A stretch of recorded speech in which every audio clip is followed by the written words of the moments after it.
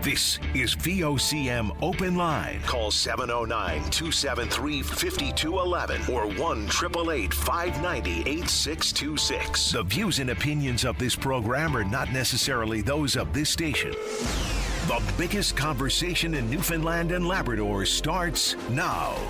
Here's VOCM Open Line host Paddy Daly. Well, all right, and good morning to you. Thank you very much for tuning into the program. It's Wednesday, October the 29th. This is Open Line. I'm your host, Paddy Daly. David Williams, he's produced the program. If you're in the St. John's metro region, the number to dial to get in the queue and on the air, 709-273-5211. Elsewhere, toll-free long distance, 1-888-590-VOCM, which is 8626, so a little bit earlier to bed last night. The Blue Jays not up the World Series of 2 games apiece with a pretty decent victory, 6-2 over the Los Angeles Dodgers. Pretty exciting stuff. Vladimir Guerrero Jr. hit a home run last night. Of course, that's his 7th in this postseason, which is a franchise record. Breaks the tie that he had with Joe Carter and Jose Bautista. So every game is the biggest game of the year now, obviously. You Savage on the mound tonight for the Blue Jays. Oh, my goodness, let's get him going. So, I mean, the Dodgers' rotation is super stout. And it's worth mentioning that they got 5 off of Blake Snell, 4 off of Tyler Glasnow, 4 off of Tawny last night. And, of course, Yamamoto controlled them with a complete game. But anyway, what do you think? Here we go. Win tonight to bring it back to Toronto, up 3-2. Whew. Anyway, let's keep going. So, the Liberals have requested a judicial recount in 3 districts now.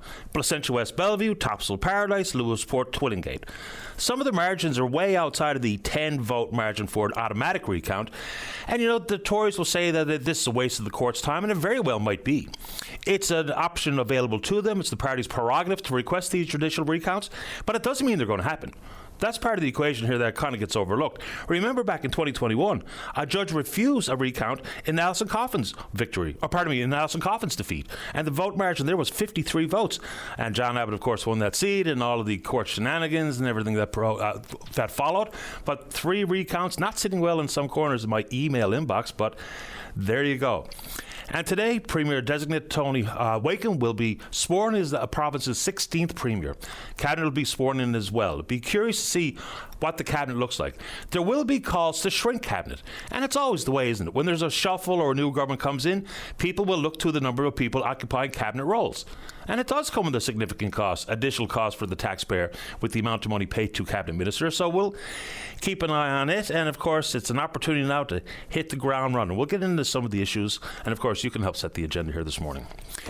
This story is in the news today, but it's something we discussed over the summer months where we had extended hot, dry days. It was really quite pleasant for some folks, but maybe not if you're living in a long-term care facility without air conditioning. This is a problem. The heat is not just uncomfortable. The heat is not just necessarily bothersome. It can be very dangerous, and heat can kill. So we're the only province in the country, as far as I know. Let me restart that. The only province with legislation to make it mandatory for maximum heat thresholds is Ontario. Look, we talk about, the most vulnerable segments of society and the way we should treat seniors with dignity, to give them those type of surroundings. That can be comfortable and, yes, dignified. Air conditioning, for folks who lived through this past summer without a mini split or air conditioning, it can be brutal. So let's see if we can't get some attention to that. These are one of the things that kind of gets overlooked. We can talk about the menu and staffing ratios, all important, but the just straight up, plain and simple comfort of the residents of long-term care facilities is a pretty big topic. Maybe, just maybe, that can be addressed. Inside that, it would be nice to see some forward momentum insofar as when you have a couple who possibly have been together for decades, entering into long-term care, but they have different levels of care required. And what happens now? For the most part, we separate the couples. Some of the stories are absolutely heartbreaking. There was one such story where it was either the husband or wife, I can't remember which, and they have dementia. And then when the couples were separated, and the person with dementia saying, "What happened to my partner? Did they leave me?" We can't have those stories. And I know it's not as simple as we just, with a flick of a pen, recraft legislation, all of a sudden things are hunky-dory. But there's got to be some sort of strategy to minimize or to limit the number of couples that get separated. At some points in time, it might be inevitable. It might be unavoidable. But boy, I'd sure like to see some forward momentum on that front. But that air conditioning story, it might not come across as a big deal to some listeners this morning. But from where I sit, it is a big deal. Also, when we talk about care settings, there needs to be some update on where the government is in adopting some of the recommendations from Denise Hanrahan, the province's Auditor General, regarding personal care homes. There were significant findings, though the inappropriate administration of medicine, one person's dead. I mean, that's all we should have to know on that front. Allegations of verbal, sexual abuse. I mean, this can't go on. Feces on the wall, non-compliance issues that sometimes go unaddressed. And this is not coming down hard on the Personal Care Association itself, because they want these changes. They want the operational standards to be updated. They are as old as 2007. Apparently there's some draft of an updated operational standards on somebody's desk in the Confederation building. But let's get some attention to that. These are things that are, like everything else in the world, it's not easy, but it's pretty fundamental. If there are inspections done and issues of non-compliance are found or identified, let's publicly report them. Because you know full well, with public reporting, that would put some of the heat and the onus on the personal care home owner-operator, to attend to it. And then it would be certainly a shot in their arm in a positive fashion when they can say on the public disclosure that this non-compliance issue was identified and we've addressed it, and now it's fixed. It's solved. I think those things can indeed be done. When we hear the Auditor General report on whatever, it's always the same song and dance. The government say we understand and accept the recommendations, but sometimes they go unattended to. So let's put some pressure on to see some of those things change. What do you think? So on the other end of the spectrum here, youth or young adults. This is predictable. So we've got some of the latest stats coming from Equifax talking about the debt load that folks from 18 to 36 have, and then delinquency rates. Delinquency rates showed a year-over-year 20% jump for consumers aged 18 to 36. So there's some of those pop culture phrases out there, and one of the ones is doom spending. It's a pretty tricky thing, so you just think about it. If you sit down to say, play a game of cards. And if you're using poker chips, it's easy to put a blue chip in, but it's a little bit more difficult and requires a bit more thought if you're putting a $20 bill in. Same thing goes when you preload your phone with your credit card number. How many times have we all, I don't do much in the way of online shopping personally, I know my family does, but how many times have we scrolled, see something that we possibly need and buy it, or see something that we want and buy it? And that lack of restraint. Here's one of the quotes coming from the author of this particular report, and this is a licensed insolvency trustee, senior vice president of BDO, Sarah Morrison, and this really does hit it for me. If you already have your credit card preloaded and saved on your phone, it's just so easy to click buy. But if you don't have it in your phone and you have to physically get up, go get a card, punch in the numbers, like if you need the item, you're going to do that. If you don't actually need the item, it's just kind of a whim, you're probably not going to go through that effort. That makes a lot of sense to me. When things are just so fundamentally easy, buy, click it, put it in my cart, buy, done deal. Here it comes on the porch the next day from Amazon or whatever the case may be. But if you have to go through that additional effort and the time it takes to do it, maybe that opportunity to give it a second thought so that we can all display that bit of restraint. And I'm not pretending that I'm all that great with money. Sometimes I'm a little bit out of control, and I wish I wasn't. But even just not preloading your credit card into your phone might save you that additional credit card bill at the end of the month that reflects something that you really didn't need, but you just kind of wanted. So the delinquency rate's up 20% year over year. Whoa. I guess that also can include some of the things that we teach in school. And through high school, financial literacy is probably pretty important. Now, of course, there's plenty of teenagers out there who may even work through the summer or throughout the course of the year. But when the parents and caregivers are taking care of your bills for the most part, financial literacy, sometimes those lessons are learned the hard way. And when you get off on the wrong foot with your credit as a young adult, it kind of hangs over your head for quite a long time. So financial literacy, maybe, just maybe, that's more attention to it, as was recommended in the Education Accord. And on that front, Bank of Canada scheduled to make some sort of announcement on the benchmark interest rate. Currently stands at 2.5%. It looks like there's another cut coming. The Canadian economy is weakening. Inflation ticked up all the same to 2.4%, up from 1.9%. But the economists out there who chime in on this, the consensus is pretty clear that people are anticipating another rate cut today. But again, if we're talking about credit card debt, that doesn't matter. Credit card companies, they don't care what the benchmark interest rate insofar as relationship with their consumers or their customers. So there you go. Anticipating a call here this morning from Rob Strong, veteran of the oil and gas industry. The CNLOPB is back out there with their land sales. So there's one bid that has 19 parcels, a total over 4 million hectares, some of which have already previously been offered. There's another that consists of 17 parcels with just about 4 million hectares as well. All right, the last couple of years have been deadly silent. No bids at all. It's not that long ago where the CNLOPB land sales set a record for the number of the amount of money bid in full and a record for individual parcels. So and that brought 8 new players into the oil industry here. So we'll see what this comes with here today. And people, I think there's some confusion as to what the land sale bids actually mean. So the floor is you have to bid at least $10 million. And that number reflects the amount of money that you pledge to spend on exploration. And there's some key targets and key dates insofar as what you're supposed to do with that money. So the sole criteria for selecting when you bid will be the total amount of money the bidder commits to spend on exploration in that parcel during period 1. Period 1 is the first 6 years of the 9-year license. So we'll see what the CNLOPB land sales brings this go around, because there hasn't been anything, zero to speak of in the last couple of years. All right, it does not include any parcels in the Jeanne d'Arc Basin, which is interesting. The Flemish Pass is highly coveted, and that's the home of the Bay du Nord project, which is not just one well. I think it's as many as 7. And the Jeanne d'Arc Basin is adjacent to the Flemish Pass. Lots of optimism about what some of the seismic work has reflected out there, but none of the parcels are in the Jeanne d'Arc Basin, which I thought was interesting. But of course, it comes with that outside our 200-mile economic protective zone, which is part of the stumble here, I would suggest, for Equinor and Bay du Nord. It's that Article 82 at the United Nations, when someone's going to have to pay royalties into the UN to go to developing countries to the tune of hundreds of millions of dollars. So we'll see what Rob Strong thinks about that here this morning. All right, let's keep going. So this was always likely going to be the case, but the Innu Nation has voted, the Innu Nation compensation package settled out of court with Hydro-Quebec is going back to court. All right, so they didn't hit the required threshold of the percentage of people to turn out to vote. Peter Panashway says they came up about 10 votes short in Strategy. So back they go. There was apparently lots of aggressive campaigning on either side of this up in regards to the Innu Nation. You know, people just talked about $87 million, which did not include a real careful consideration of 3% of dividends at the Upper Churchill, which adds up to a couple of $1 billion. So it wasn't just the $87 million, but back they are going to court. So that will be a long time before that's resolved, you would think.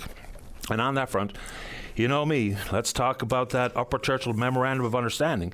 And on that front, so Liberal leader John Hogan, who is going to stay on, his keen worry here, as he puts it, is about how the PCs are going to handle the MOU. Now that they get sworn in today, and people realize and understand that governing is difficult. Being in the opposition benches is tricky enough. Campaigning is tricky. Governing is hard. So with all the promises made and the pledges to spend on a variety of different areas, and yes, how the Tories are going to proceed with the MOU, because we've heard, it's always been the same, is that it's going to be paused. And there's going to be independent review. And then there's going to be a referendum, we're told, but it will be curious to see the timeliness for how all these things unfold. And if you want to take it on, we can do it. And I still remain confused why so many people are so bullish on using any additional power generated on the Churchill River for AI data centers. But anyway, your opinion is welcome here on the show. On that front, I'll keep beating this drum because I think it's worthwhile. Is AI in certain applications, like in healthcare and in industry and in the tech sector and for innovation, it's obviously extremely helpful. The task that it can perform in minutes compared to weeks or months is remarkable. But for us everyday citizens, it's a problem already, and it's only going to get worse. Remember, there's a court case that's ongoing right now where, in conversation with one of these large language models like ChatGPT, a young person, back and forth, going on for weeks, eventually the large language model, the ChatGPT, encouraged the child to die by suicide. I mean, it's extraordinary. There's a story out there today where Tesla's Grok ChatGPT, large language model, is apparently not being installed in new cars to be sold here in the country, which I was completely unaware of. But here they are, and this has not been confirmed outside of the person who brought it forward, the Toronto-based mother, former journalist and broadcaster, says that the youngster, the young fella, the son, was in the back seat and going back and forth with Grok and asking, who's the best soccer player? Ronaldo, Cristiano Ronaldo, or Lionel Messi?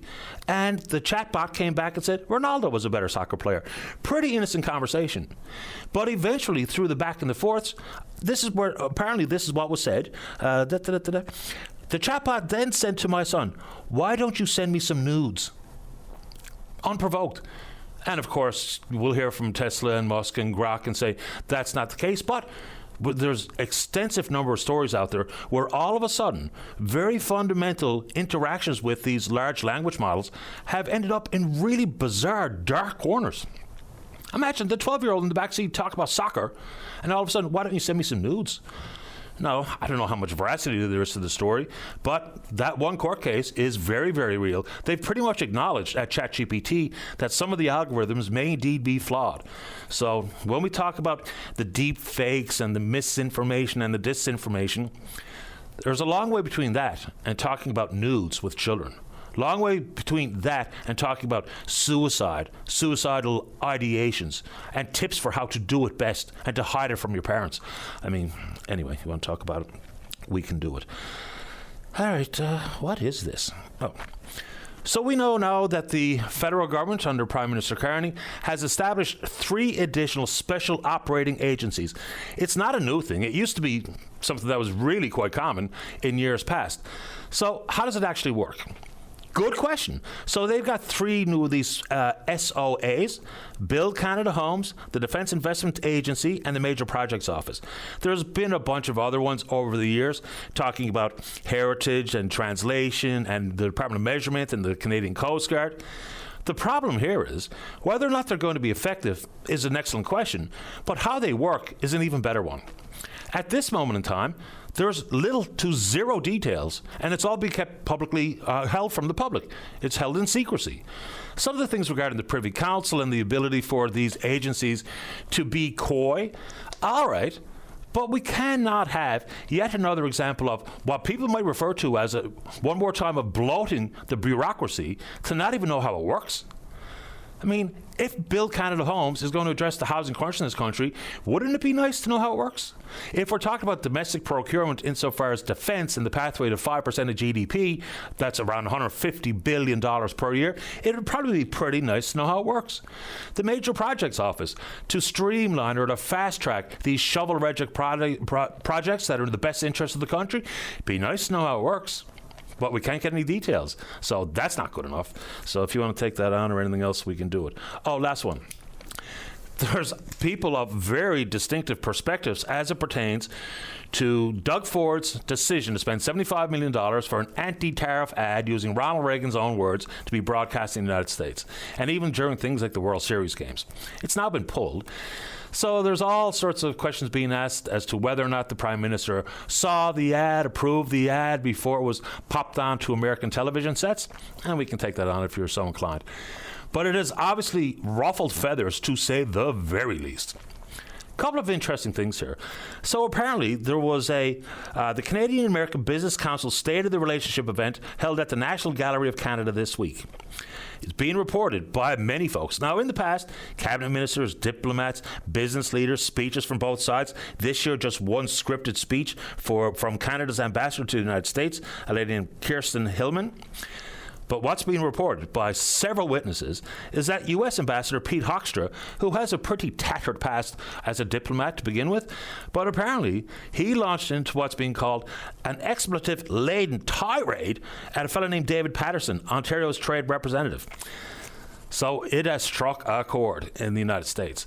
In addition to that, when we're told all these tariffs are based on national security, which is nonsense, when the reaction from the White House to these anti-tariff ads was to pile another 10% onto Canadian exports into the United States, which was simply a temper tantrum.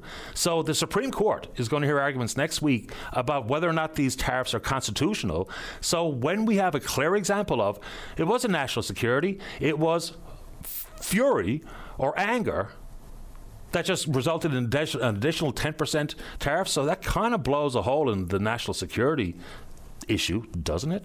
All right, we're on Twitter. We're VOCM Open Line. You can follow us there. Email address is openline@vocm.com.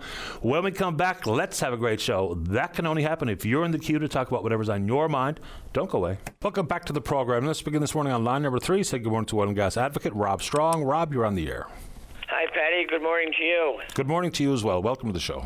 Go Blue Jays, go. Boy, oh boy, it's so exciting. Isn't it? It really is. None of us are getting any sleep. I'm running on vapors here. I really, truly am. But I can take it. That's it. If you stay up with the boys, you got to get up, go to work with the men. Patty, I should be interviewing you rather than you interviewing me this morning, because you've done a good job of giving everybody a heads up in this land sale. And I think you, like the rest of us, are very curious as to what's going to happen. What's the results? Are people going to bid? And, of course, we don't know this. We don't know how oil companies think. I'm the optimist in the world, and I think that oil companies will probably look at the Kearney government as being much more favorable, much more positive towards offshore development. You might note in some of his recent statements he talks about not only LNG but conventional oil and gas, and of course that's what we have in Newfoundland. We have conventional oil and gas, nothing exotic or nothing unusual. And of course the big issue is this whole emission cap business. As your listeners know, and certainly you would know, that Canada under the previous government, Mr. Trudeau and Mr. Guilbeault and Mr. Wilkinson talked about imposing an emissions cap on all oil and gas developments, looking at I think it's about a 35% reduction in the amount of greenhouse gases that platforms produce by 2035. And I think the industry has said we're going to work towards that goal, but we can't make it by 2035. We can make it by 2050. And how do they plan to achieve that? Well, if you look at what we've done to date, on the Hebron field offshore Newfoundland, I think it's a 30% reduction in the amount of greenhouse gases or emissions that we've put out that Hebron has achieved. They've introduced some interesting new technology in managing their gas more efficiently and doing less flaring and so on. So they've reduced by 30% their emissions in the last couple of years, and Hibernia has done the same. Hibernia has reduced about last figure I think was 29%, and part of that is they've modified their cranes, which used to be diesel cranes, are now electrical cranes.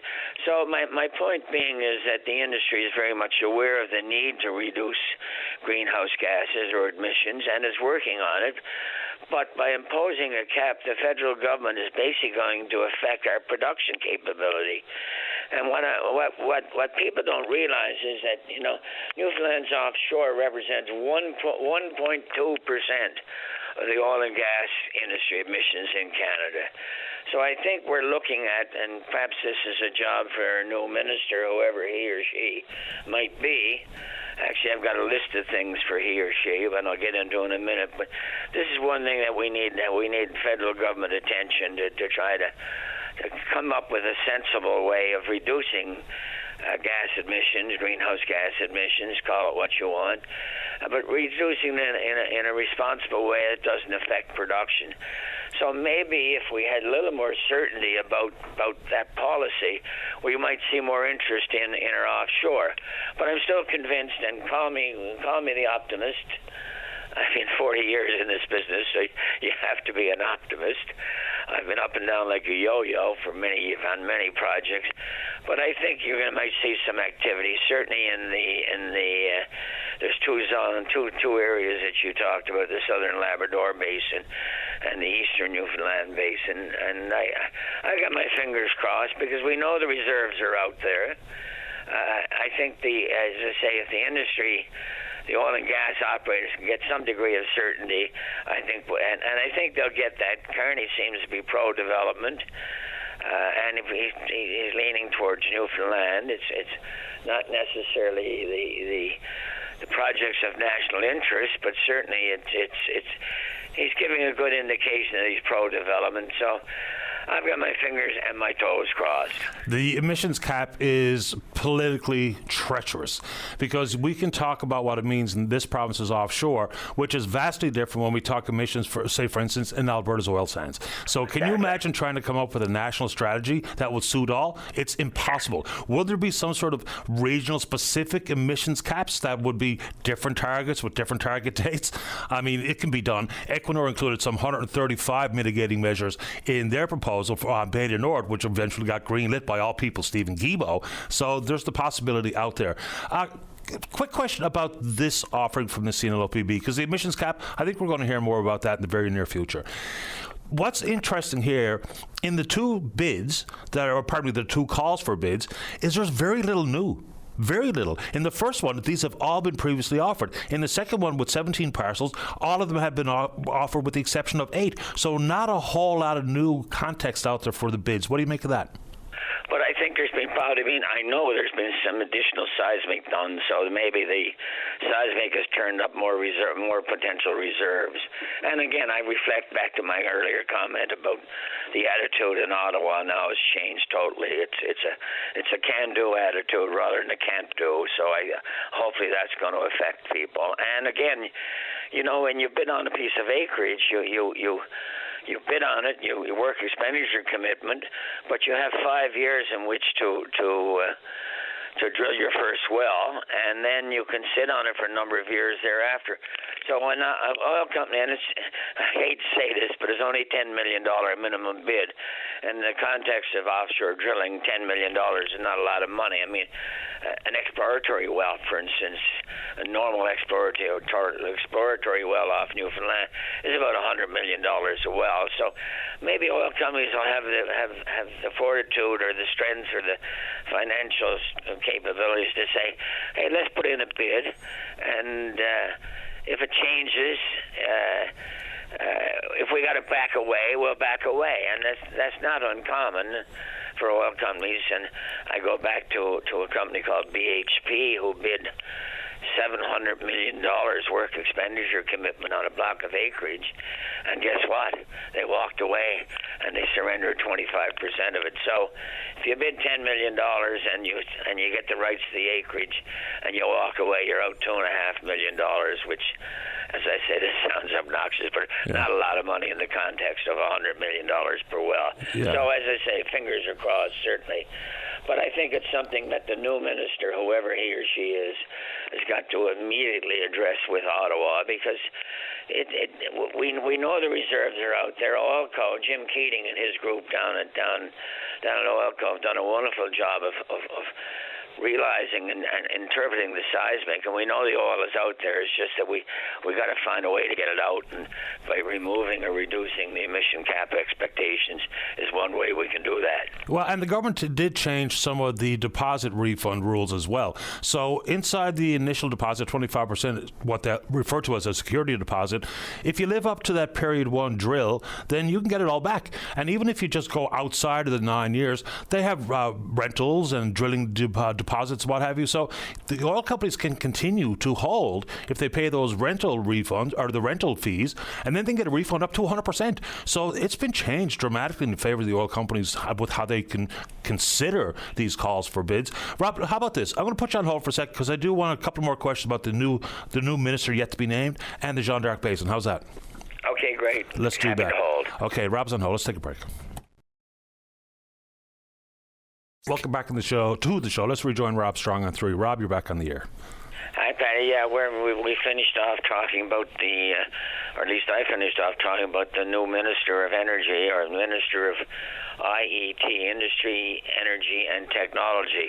Whether or not the new government will call it that, but it's what we call the Department of Energy, and it, of course, was Andrew Parsons' job as minister until he resigned, and then Steve Crocker took it over for the short term. So now we're going to have a new minister, and in the event that he might be listening and pay some attention to what I have to say, besides going to work on the emissions cap, I think he's got to come out and try to resolve this apparent, and I say apparent because it came up during the election, this apparent disagreement or potential disagreement on the Beta Nord project vis-a-vis the topsides. The Wakeham government indicated their support for Trades NL, who are pushing for, I think, 75% of topsides fabrication in Newfoundland. And from what we've heard from Equinor to date, and I think Tora Loseth, who's the country manager, spoke at a conference a couple of weeks ago and basically indicated that Equinor wasn't interested in doing any topside fabrication in Newfoundland. So that's got to be resolved because we desperately need the Beta Nord project. And so that's something that, again, he or she should tackle. I'm assuming it might be Lloyd Parrott, who is the opposition critic for energy, and at least he has a good understanding of the industry and the project. But that's number 2 on my list for the new minister. Number 3 on my list is to the new minister for Newfoundland to use the expression to get off our arses and start doing something about the submarine potential. As many people know, the Canadian government is committed to buy. How many is it, Patty? Is it 14 or 16? I can't remember. There was the float. It depends on who they buy from. The South Korean pitches for 14 Victoria-class submarines. Right, and the Germans, I don't. Anyway, there will be a requirement for long-term servicing of those submarines. And I'm told, I can't get a definitive answer, but I'm told there could be up to 1,500 permanent jobs. These are not just construction jobs. These are jobs to support the operation. And I'm assuming that half the subs will go to the West Coast, Vancouver, and half will go to the East Coast. I read the Halifax paper regularly, and I have a lot of friends still in Nova Scotia, and they are aggressively pushing for that center, that service center, to be in Halifax. I don't think we in Newfoundland are pushing hard enough to see that it goes into Bull Arm. Bull Arm is an ideal site. It's deep water. It's protected. It's got an existing fabrication hall. We have a willing workforce, but I have not seen. Now, perhaps it was because, we were in an election and we didn't have a minister, but boy, we can't sit on our arses and hope that someone's going to knock on our door. Sales, marketing people go and they knock on doors. They don't wait for people to knock on their doors. So I strongly recommend that this new minister immediately put together a team, and not government people. Government people are good people at administration, but they're not great marketing people. So it should be a comprehensive team of labor, of business, and government that puts together a comprehensive plan and aggressively markets Newfoundland, because these jobs go on for 30 years. So that's my third instructions to the minister. My fourth is I think the previous government put aside $90 million to assist with exploration, and I think that's still sitting in an account somewhere, or at least the obligation is there. So I think the minister has to start doing something, though, because we need exploration. We need to attract. We need another we need another field to find.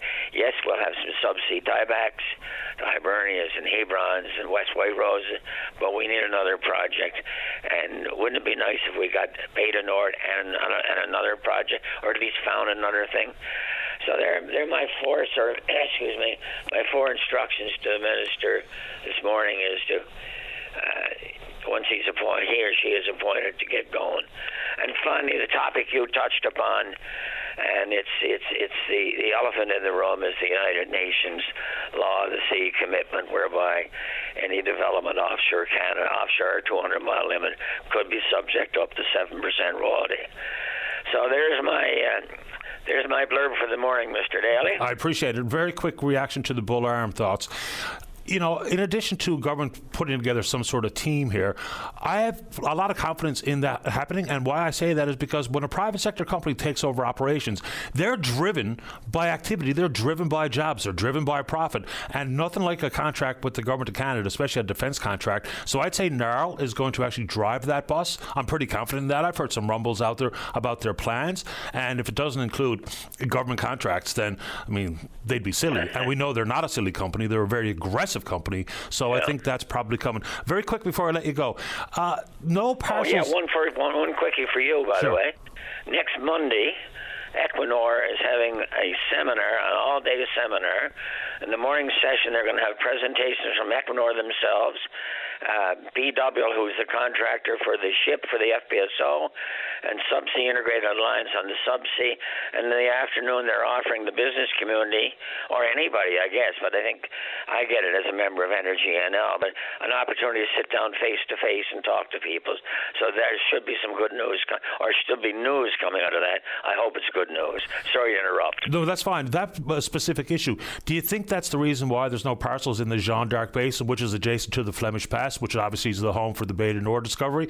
Is it about that Article 82? Kind of references that in the CNLOPB news release, but when the Jeanne d'Arc Basin looks pretty potentially lucrative, but no parcels there. What do you think? Good question. I think that CNLOPB tries to spread it around. I think they're probably happy with the amount of activity in the Jeanne d'Arc Basin. We can still see subsea tiebacks that don't have to be subject to a bid. Hibernia Southern Extension, which was done 5 or 6 years ago, added 200 million barrels to Hibernia, and now West White Rose is adding, I don't know, 100, whatever it is. And I think sooner or later we're going to see a subsea tieback to Hebron, because once you have the infrastructure in place, it's easy to add 100 million barrels or 200 million barrels because your capital expenditure is made, and the cost of the subsea tieback is marginal versus a major capital expenditure. So maybe the philosophy is that in the Jeanne d'Arc Basin, let the existing operators expand their production by doing subsea tiebacks, and let's look elsewhere for in other basins. But that's my guess. And it's probably a very accurate guess. Rob, always appreciate the time. Enjoy the rest of your day.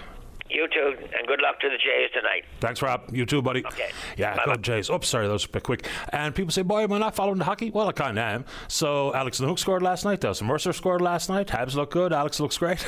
There you go. Let's take a break. Donna, you stay right there. She wants to talk about driver safety. All you have to do is drive around this neck of the woods to realize that that's not front of mind for many of the motoring public. And Christina wants to talk about a really popular sporting event that's been cancelled. Why? Christina will let us know right after this. Don't go away. Welcome back to the show. Let's go to line number 1. Donna, you're on the air. Hi, Patty. Can you hear me okay? I can hear you okay. Oh, yeah, I'm out walking my dog. The reason why I'm calling is because of 3 things. Number 1 is safety, obviously. I'm a school bus driver. Everyone knows I'm a school bus driver. I noticed on Portugal Cove Road a few times there is a lineup of buses that are leaving Gonzaga in the late afternoon to return the students home. And one of the buses will stop just past the fire hall. He's got all his lights on. The kids literally have to walk across 4 lanes to get to where the fire hall is. And there's people passing, driving past. I actually blared my horn at one driver, and she was confused. She was like, she put her hands up like she didn't know what she was supposed to do. And the thing is, when you got 4 lights going and a stop sign now, and everything behind them is stopped, you stop. That's common sense. But apparently, this day and age, common sense is not common.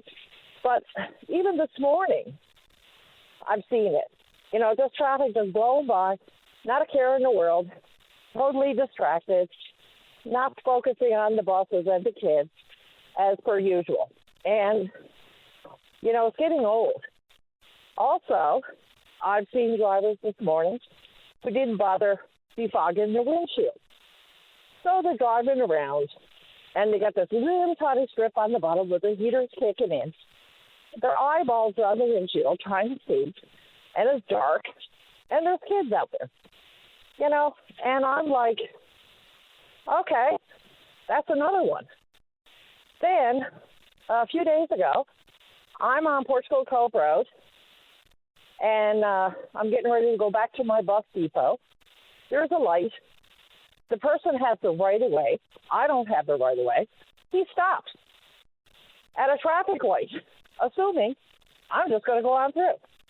And I think I don't understand what is happening with complete disregard for kids, like human life, and traffic. There's no one out there monitoring it. People are doing this every day. Nobody. There's no one being pulled over, nothing. And I just don't understand it. What are your thoughts? I don't understand a lot of what I see when I drive around this city and on the Northeast Avalon. Hard to know what to say. For starters, I don't know how much traffic enforcement is out there on the streets on a day-to-day basis. You think about some of the stats we've seen about the types of crimes and the prevalence of crime, the severity of crime. I wonder what that's meant to traffic enforcement. There's one question I would have. But when I see, just about every single day when I leave here and I'm at the light to turn left onto Kelsey Drive to make my way home, you could just about bet your bottom dollar that every single time I'm there, someone's going to run a red light. It happens every single day. I just don't get it. And, even when we talked about distracted driving and what that means for potential serious collisions, again, walked from my place over to Kent's Pond, and I do the same social experiment every now and then. I'm going to guess 20% of the people that drove by, when I looked in their windshield, their eyes were down on their phone, driving down McDonald Drive in the middle of the day. So I don't know why there's not much more in the way of punishment. The last thought for me is, with this pilot project for cameras on buses, I think it would be very helpful if and when we catch people passing a stopped bus with the lights flashing and the stop signs deployed, let's give them the ticket and let's put it in the news so that we can just try to subconsciously convince people that you can't do it, you shouldn't do it, and if we catch it, it's $1,500. So those are my three thoughts on traffic and driver safety this morning. I'll give you the floor for the final words. Yeah, and the way it is with me, if you're gonna pass a bus with a light sign, you're gonna hear my horn, and it's ridiculous. I don't know if it's even worth a person's time to submit a ticket or submit information to the RNC, because by the time the court date comes up, it's probably June, July, August, and you're not getting paid for this. This is your time that you had to go to court and talk to the judge or whatever regarding the ticket and what this person did. This is on your time, not on anybody else's, right? So, people out there, be safe, be conscientious. If you got to go to work and you're late, leave early. Don't be a reason to hurt somebody or get in an accident, because not like we've never seen those before. And just be courteous to everybody. It's not hard. It's free, So that's my spiel for today. Fair enough. I appreciate your time. Thank you. Have a great day, Patty. You too. All the best. Bye. Okay, bye-bye. Yeah, being kind and courteous doesn't cost anything. And driving around town, you can be in a hurry and driving aggressively. You're getting nowhere in a hurry, period. I'll see you at the next red light. Let's keep going. Line number 2. Christina, you're on the air. Hi, how are you? Okay this morning. How about you? I'm okay. A little frustrated, to say the least. What's going on? So basically, we have this tournament that we have every single year. It's been happening since the 80s. It used to be referred to as the Gander Invitational. It has since been called Volley Central. It's a tournament that our kids in Central, not only in Gander, but all around, really look forward to attending, because it's one that their family members are able to watch and see them perform, obviously, their best on their home courts and stuff. And unfortunately, as soon as the schedule was released, a few parents from kids outside of the Central region complained to the NLVA executive director. And instead of him advising them that it's an invitational, as in you're not required to attend, and if you guys don't want to attend, you're more than welcome to back out. Instead of doing that, he decided to take matter into his hands and cancel the entire tournament for all of our senior teams. It's very unfortunate. It's not fair. Our teams travel multiple times a year, every single year, to St. John's. We travel home late at night. Sometimes games finish 8, 9 o'clock at night in St. John's. We travel through winter storms. We travel through rainstorms. And all because a couple parents kicked up a bit of a fuss, I guess, and didn't want to travel to Glovertown while staying in Gander. The whole tournament is canceled for our seniors, and it's just extremely unfair. Some of these kids, this is going to be their last tournament that they get to play in this region. Some kids located outside of Gander, this is the only tournament they get to travel to because their teams can't afford to go to St. John's. They can't afford to go to Corner Brook. So they look forward to this. And basically, it shows to me that the NLBA does not support volleyball outside of the Avalon. It's unfortunate, but I don't know what other answer could be the reasoning. Fair enough. And I mean, VolleyFest, people don't realize how big volleyball is. It's kind of an under the radar sport, but for girls, young girls in Canada, it's the most popular minor sport, which is a fascinating number. Yeah. Look, I've been to Volley Central many times. And we have welcomed teams from Central to VolleyFest and other tournaments in St. John's countless times. You know, a few things have changed here from when I was a kid, which is a long time ago, but the vast majority of the time that we ever went anywhere, we went in a bus, which kind of changed the whole, you know, the consideration of travel. But now with every family, maybe doubling up with some of the players in one vehicle or what have you, then we leave it up to the parents as opposed to the team makes the decision or the school makes the decision. They hire a bus and off you go. Yeah, exactly. And I mean, like us being located in Central, we often travel, say, to Hare Bay for tournaments. We often travel to Grand Falls. We often travel to Glovertown. It's nothing out of the norm for us. Sometimes it's late at night travel. It's something that we accept when it's a part of traveling on a team, right? So it's just unfortunate that the answer was just to cancel it all for the seniors instead of just advising them, like, hey, if your team can't make it, that's okay. Like, we can still have this tournament with the local teams that are here. I mean, these kids, this is some of their last tournaments they'll ever play in. And to me, I don't understand the reasoning. It's definitely going to create a big divide. We have a lot of very talented athletes in Central. Some of the top players on the island are located in Central. And it's just unfortunate that that they weren't being considered when that decision came out. Yeah, I mean, I feel terrible for the young athletes, especially those who are aging out of the opportunity to play in these types of tournaments. And your summary point about it's an invitational is a good one. Like, if a team doesn't want to come, okay, maybe next year. But for the teams that do want to participate, let's just proceed. Like, I don't know what the rationale is to not just have a tournament, even if it's short a team or two from whether it be St. John's or Corner Brook or whatever the case may be. Yeah, exactly. And like, that's all we're saying. And, you know, on Facebook right now, there's a bunch of teams that's saying, hey, we were on a wait list. Like, if they can't make it, we'll come. So, I mean, there's no reasoning other than they didn't want to deal with the complaints from a few parents, and they just accepted that, you know what, the easiest thing is just to cancel it. Last year when we were traveling out for provincials, I mean, it was this bloody snowstorm. We had to travel through a snowstorm to get there. But again, when we contacted the NLBA, they said, well, we're not canceling because the weather's okay in here, so if you make it, you make it, and if you don't, you don't. Again, we weren't upset with that. We were like, okay, like, this is our decision. Do we want to bring our kids out there? And we made that decision to do so. So, I mean, I don't understand why it's a double-sided sword. Those people from outside of the region of the Central, they get to, I guess, control the NLBA, and our opinions don't matter, and it's just not fair. I've been involved with minor sports for a long time as a parent, as a coach, as an executive, and parental complaining really goes a long way to ruining the experience. And I don't know if many parents realize that the kids hear it. And, you know, for the kids to know that maybe their mom or dad are the loudest voices at the meeting or loudest voices in the gym or the rink or the pitch or whatever, it kind of takes some of the fun out of it. And when parents lose sight of that, it's just a real crying shame. I mean, I know some young athletes that were amongst my kids' vintage, their pals, they quit sports, not because they didn't like it, because they just didn't want to put up with the parents complaining about it all the time, which is just so sad when you think about it out loud. But Christina, I share your frustration here. I wish it was different. Anything else you'd like to add while we have you? No, thank you. I just wanted everyone to know kind of like this frustration that's continuing, and the fact that volleyball is a province-wide sport, and like I said, we've got some very talented kids in Central. It's a crime that they're not able to showcase their talent in front of their home. It really is. Yeah, I hope that moving forward that they will consider these decisions a little bit more better and take everyone into consideration, not just those from outside of the Central region.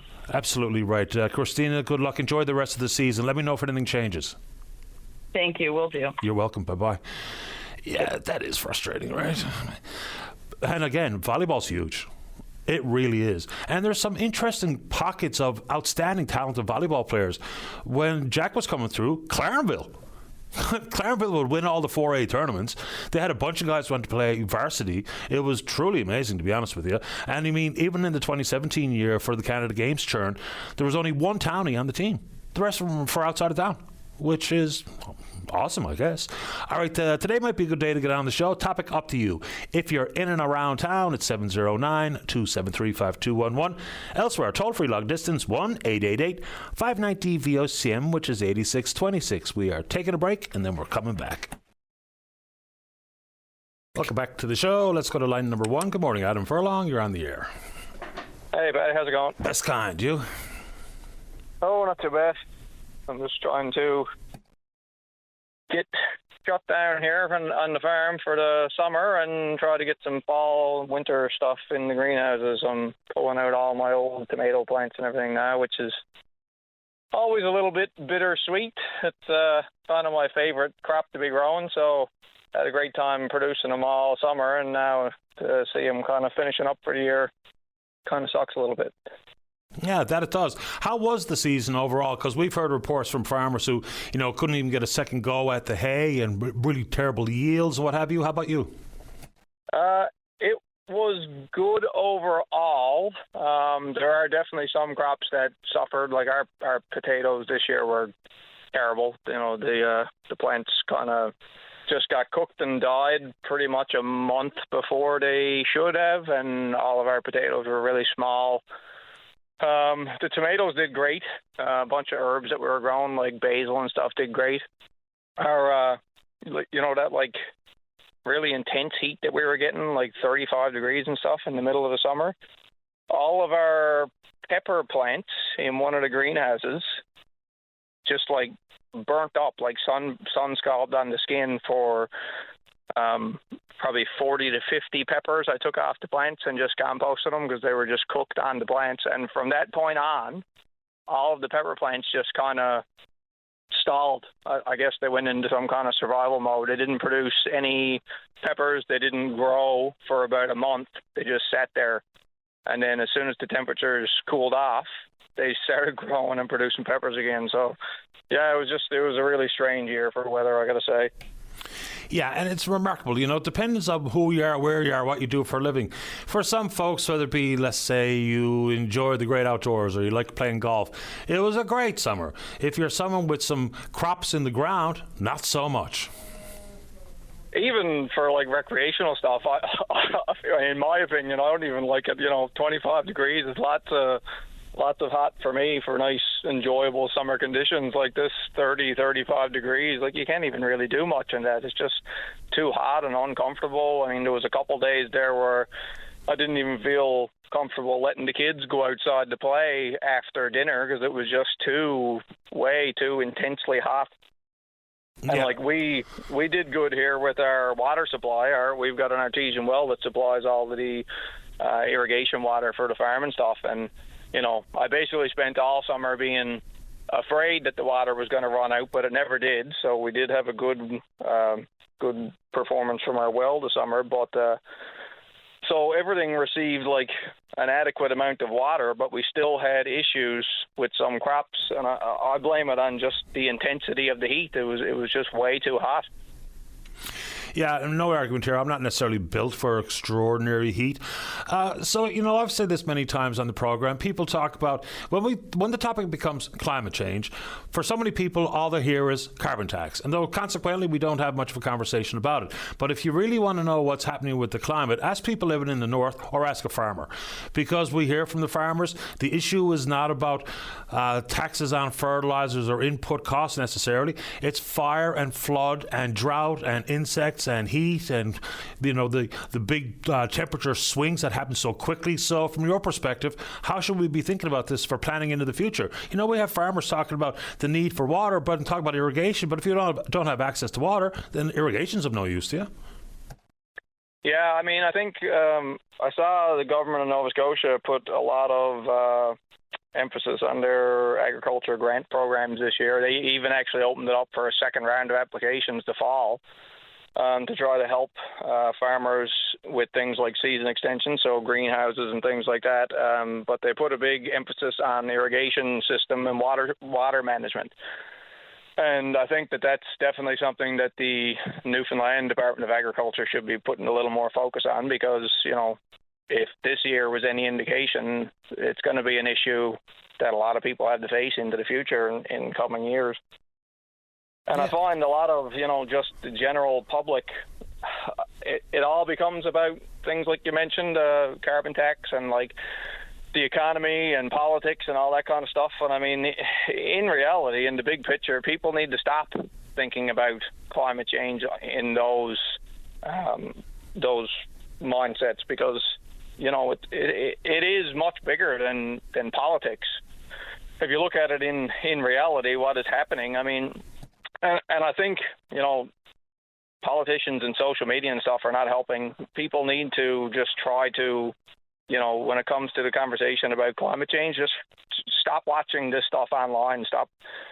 Forget about what your favorite politician or your favorite podcaster or anybody has to say about it. There's still a lot of people out there that don't even believe climate change is real. But I mean, just look at your own surroundings, use your own mind, use your own experience. Look at what's happening in your local environment. I mean, there's a place here called Rattling Falls that's a popular swimming hole. I mean, I've been going there swimming my entire life. And I brought my two kids there this summer, and there was no Rattling Falls. It was a dry rock. The swimming hole was about 3 feet deep, and the waterfall was dry. Now, I'm 37 years old. I've been going there every summer since I was 12 swimming, and I have never seen that. So 25 years, I've never seen that. And that's just in my own lifetime. So, I mean, if people just look around, forget it, like I said, forget about what your favorite podcaster or favorite politician has to say about it. Look at your own experience and use your own mind. It is changing. There's no dispute about it. Nope, there isn't. I mean, we've heard many times over the recent years where there's water conservation orders in place.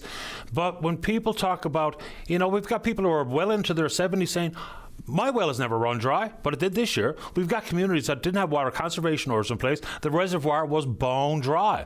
Down in Torbay, their reservoir was down 8 feet. Sunnyside had no water. I mean, it becomes a frustrating topic, because if all anyone hears is carbon tax, and that conversation's not going anywhere, it's actually the preparation into the future. So if you ask the disaster relief fund managers about the severity and the frequency of these big natural disasters, they'll tell you. If you ask the insurance companies, they'll tell you. If you ask the farmers, they'll tell you. If you actually ask the oil and gas executives who testified under oath in front of the Congressional Committee, admitting that they had the science in hand years ago, and of course sat on it. So anyway, I don't know why this is not a well-accepted fact of life, but that's where we are.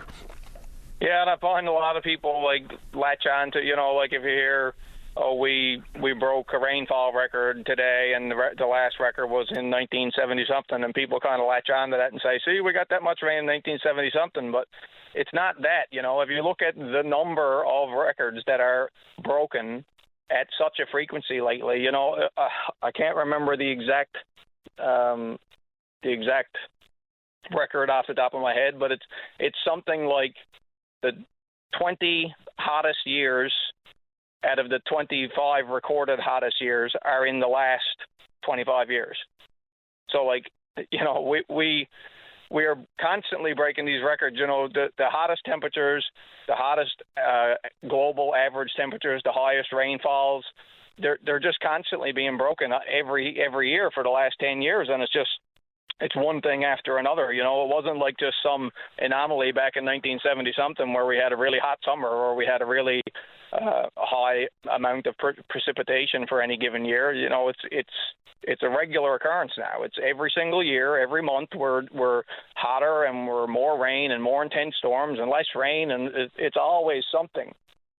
So I mean, you can't just latch on to one piece of information that kind of solidifies what you already believe about that topic and just run with that, because there's a lot more to it. And if you don't kind of try to, and I find it really hard to with social media and the algorithms and all that stuff, the whole point of it is that it just throws stuff at you that it thinks that you already agree with. So if that's all you're seeing, it's kind of just going to be an echo chamber and solidify what you already believe anyway. But I kind of go out of my way to try to look at the things that I don't agree with and try to determine whether or not some of that has any validity. A lot of it is just complete, one end of the spectrum or the other, and it's just unfactual nonsense and things like that. But you've got to try to look at the things that you don't believe and consider whether or not there's any validity to those things. Because if you're just running down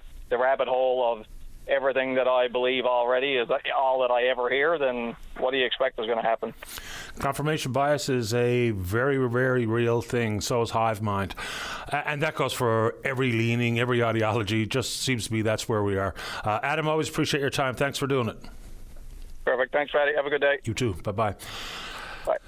Oh, and Torbay, I just mentioned their reservoir way down, and they're actually evaluating whether they can pump water from a river close by into the reservoir so that they don't have to turn off the taps for the Torbay residents. In addition to that, what is actually going on? And I don't know if the case has been certified yet, made its way into the courts regarding the contamination, the poisoning of so many wells in Torbay with the PFAS, the forever chemicals. I mean, it seems fairly straightforward. There was a firefighting exercise conducted at St. John's International Airport, which is under the authority of federal regulations. They did it. The foams that they used that included this PFAS, these forever chemicals, are in the wells. So what's the hold-up in expanding testing? And what's the hold-up in Transport Canada and the Government of Canada itself to try to do something about that? It's through no fault of anyone in Torbay. It's through no fault of the Torbay Town Council. It's strictly, directly responsibility of Transport Canada. They were the ones conducted the test, or under their authority, pardon me. And so if that's the end result, but, time to step up and do the right thing, not to try to just comfort people in Torbay, because these PFAS chemicals are extremely dangerous. They can cause a variety of cancers that have been directly linked to. So if someone in Torbay who's been impacted there would like to give us a status update, as opposed to simply providing some bottled water and pretending that that's a long-term solution, because it's not. Let's get a break in. When we come back, the topic entirely up to you. Don't go away. Welcome back to the show. Let's go to line number 1. Peter, you're on the air. Oh, good morning, Patty. How are you today? Great today. How about you? Beautiful day, sir. Beautiful day. It is. I wanted to talk about the climate disaster. I noticed this morning listening to your show that it was very interesting. You had a conversation with Rob Strong earlier this morning, and then a little later you had just recently you had a conversation with a farmer who was talking about his lived experience with climate change. And I guess I have a couple of key points, and I'll explain myself as I go. My first point is that it's no longer climate change or a climate crisis. It's now a climate disaster. The climate disaster is here. The Titanic has hit the iceberg. We're sinking. My second point is that this disaster is going to accelerate far, far faster than climate science can tell us or that people believe. Now, the reason that I know that, I shouldn't say no, the reason I have this opinion is that I've read this story dozens of times before, and it doesn't end well. You see, Patty, I worked in the offshore petroleum industry for 35 years. Most of my work related to the prevention of major industrial disasters. So I read the reports of a lot of major industrial disasters, and I know a little bit about major industrial disasters. And the climate disaster is basically a major industrial disaster on a global scale. Same root causes, same contributing factors. It's followed exactly the same pattern. And unfortunately, I think it's going to follow the same trajectory. There's a sort of an axiom in risk management that once things start to go to hell, they go to hell in a hurry. And I think that the extreme weather that we're starting to experience is going to accelerate far, far, far more rapidly than climate science can tell us. It's going to accelerate in frequency, magnitude, areal extent, duration, and we don't have decades to deal. Well, I don't think there's anything we can do right now because probably too much of this is baked in. But the sooner we start to do something, obviously, the better. And right now in my view, we're in an emergency situation, and yet we are continuing on like everything is business as normal. We're talking 4 or 5 years here. We're not talking decades. And again, no offense to you or Mr. Strong. I know you guys have maybe different opinions than I do, as do most people. But I would say the vast majority of people, most people think I'm crazy. But, talking about beta node developments and things that are going to happen 5 and 10 years down to 10 and 15 years, 20 years down this pike, and talking about the continued use of fossil fuels and so on, basically that's nonsense. I'd say we have 4 or 5 years before we have significant global consequences. Probably most likely a total meltdown of the global economy due to the increase in severe weather. I just find it amusing, and again, don't get me wrong. I'm not trying to criticize anybody, but I find it really strange that you could have a conversation with Rob, who I've met over the years in the oil field, who's a great guy, by the way, and talk about how wonderful it is to develop all these fossil fuels, and then a few minutes later we have a conversation with a farmer who kind of agrees with me that says, look, this is getting terrible. The answer is not to provide extra aid to farmers. The answer is to start addressing the root cause of the problem. Have I bent your ear enough, Patty? You have. Look, for starters, the topics are driven by the callers. I don't choose to bring one topic forward or another. If a caller wants to talk about it, then we talk about it. So, few thoughts. The issue, I don't disagree with you at all. The issue will be when you talk about global consumption. That will drive the bus here insofar as how long into the future, whether it be peak oil now or peak oil in 2030. I don't know. Nobody does. People guess at it all the time. So consumption will drive that particular bus, and that does have some role inside of government. But we also have to remember there are plenty of countries on the planet that will have no careful concern for anything regarding climate, and so consequently the oil will continue to pump if there's global consumption that backs it up insofar as their business model. Second thought comes to me, and this I think about all the time, is when people talk about climate change and, we missed the 1.5 degree target this year and what that means into the future, what people will inevitably say to me is, hey, I've heard this climate doomerism for decades, and some of the predictions have not happened. Now, not to say that that's a realistic argument to make, but when it gets into people's psyches is that, look, I heard this in the 70s, and I was told that by the 90s we'd be cooked, and here we are in 2025. So based on some of that historical context and some of the way the climate's been discussed, if that has something that people lean in on, it's going to be hard to change that mind. Because they say, well, you told me 1970 I was done. And now here we are, 55 years later. So what are your thoughts on that? Because I think it's much akin to if you talk climate change and your initial thought is carbon tax, then that's not a conversation. That's a debate about government policy, not about the issue at hand. Well, first of all, Patty, I'd like to apologize if I've been offensive in any way. I certainly didn't mean to blame you for having a conversation with Rob, who's a great guy and a very legitimate conversation. Oh no, I'm not like that. Just for clarification, Peter. Just for my clarification, I'm not offended at all, not one bit. So don't worry about that. Oh, okay, thanks, Patty. I appreciate it because that certainly wasn't my intention to criticize anybody. The issue of, I understand that people are going to continue to be producing fossil fuels. I certainly don't expect my conversation here this morning to have any difference in the global situation.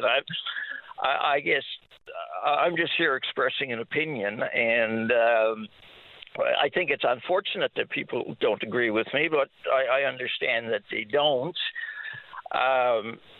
I guess philosophically, people might say, well, it's easy for you to say philosophically. Just because someone else sells drugs don't mean that I got to sell drugs. Well, just because someone else sells oil doesn't mean that I have to sell oil.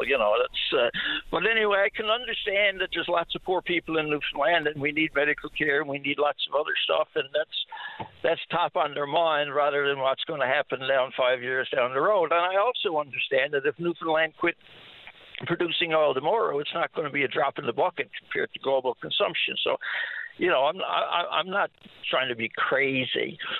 The second point was related to what's different now than there was 20 years ago. Well, it's possible that there's nothing different. Maybe I'm Chicken Little and say the sky is going to fall. But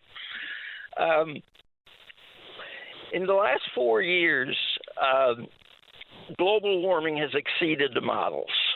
And even more troubling, severe weather has exceeded where it should be in accordance with the amount of warming that we're seeing. Now, climate science can't say anything about that. I'm a big lover of science and a big believer in science, but the thing with science is that science's greatest weakness is also its greatest strength, or its greatest strength is also its greatest weakness. In order for scientists to make a prediction, they need probability values in the order of 95 or 99%, and they need that based upon mountains of hard data subject to rigorous statistical analysis. Now, I was in the risk management business. Obviously, I couldn't wait till I was 95% sure that something bad was going to happen before I did something about it. And that's where we are now. The signs and symptoms from a risk management point of view, we are on, I think we're gone past being on thin ice. I think we're on ice that's starting to crack. Well, as I said, the Titanic has hit the iceberg. So, yeah, I do believe it's different. I guess, and again, obviously these are my opinions, and most people think I'm crazy, but things have we've turned the corner in the last 4 or 5 years, and and there's really nothing that is going to change it, I'm sure, because people are going to continue on with business, figuring business as usual. But in my opinion, it isn't. I think we're very close to some very serious consequences. I'll be on the receiving end of all kinds of feedback here, and so be it. That's just nature of the beast. That's what I do for a living.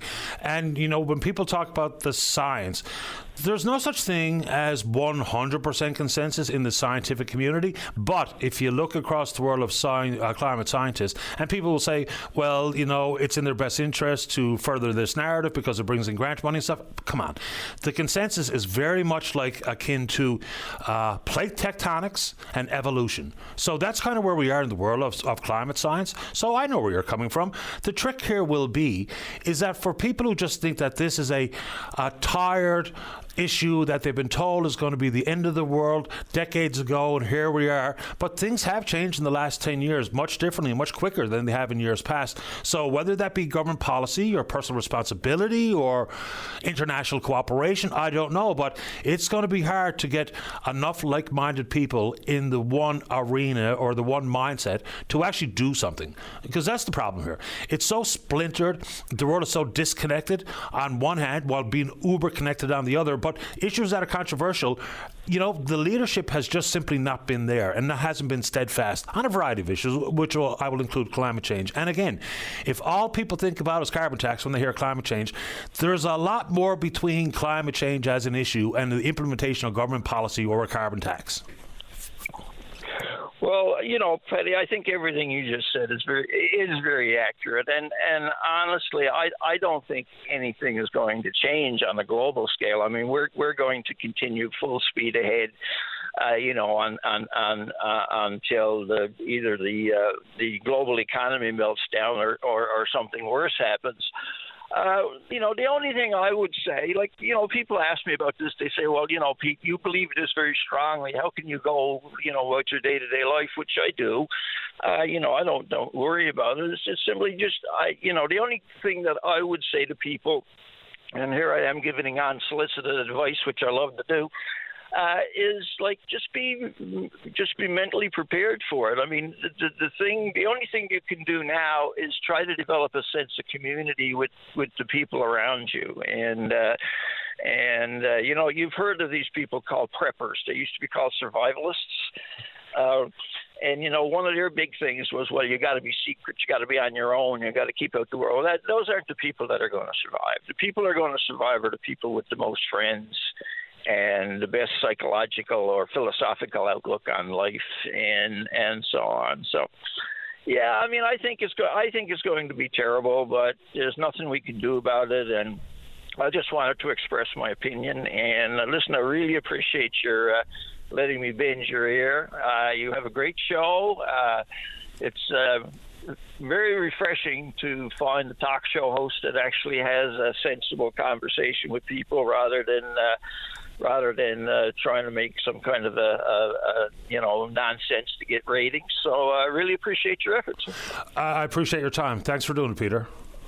All right, sir. Talk to you later. Thank you. Bye-bye. You're welcome. Bye-bye. All right, let's get a break. And when we come back, we'll talk about an expansion of the Wheels of Hope program. Mark Cahan is in the queue to talk about that. Then another great initiative, Heads Without Beds. We'll dig into that, and then we're going to talk to fishery. Don't go away. Welcome back to the show. Let's go to line number 2. Say good morning to Mark Cahan, Wheels of Hope volunteer coordinator with the Canadian Cancer Society. And good morning, Mark. You're on the air. Good morning, Patty. Thank you so much for having me. Very happy to do it. I know what Wheels of Hope is. Explain to the folks who don't. Sure. So the Canadian Cancer Society, we provide this amazing program called Wheels of Hope.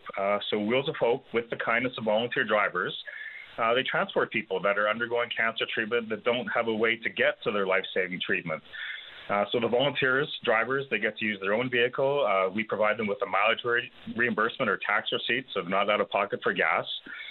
And I'm here this morning very happy to tell you that the Canadian Cancer Society is bringing the program, the Wheels of Hope program, to Corner Brook and all the surrounding communities.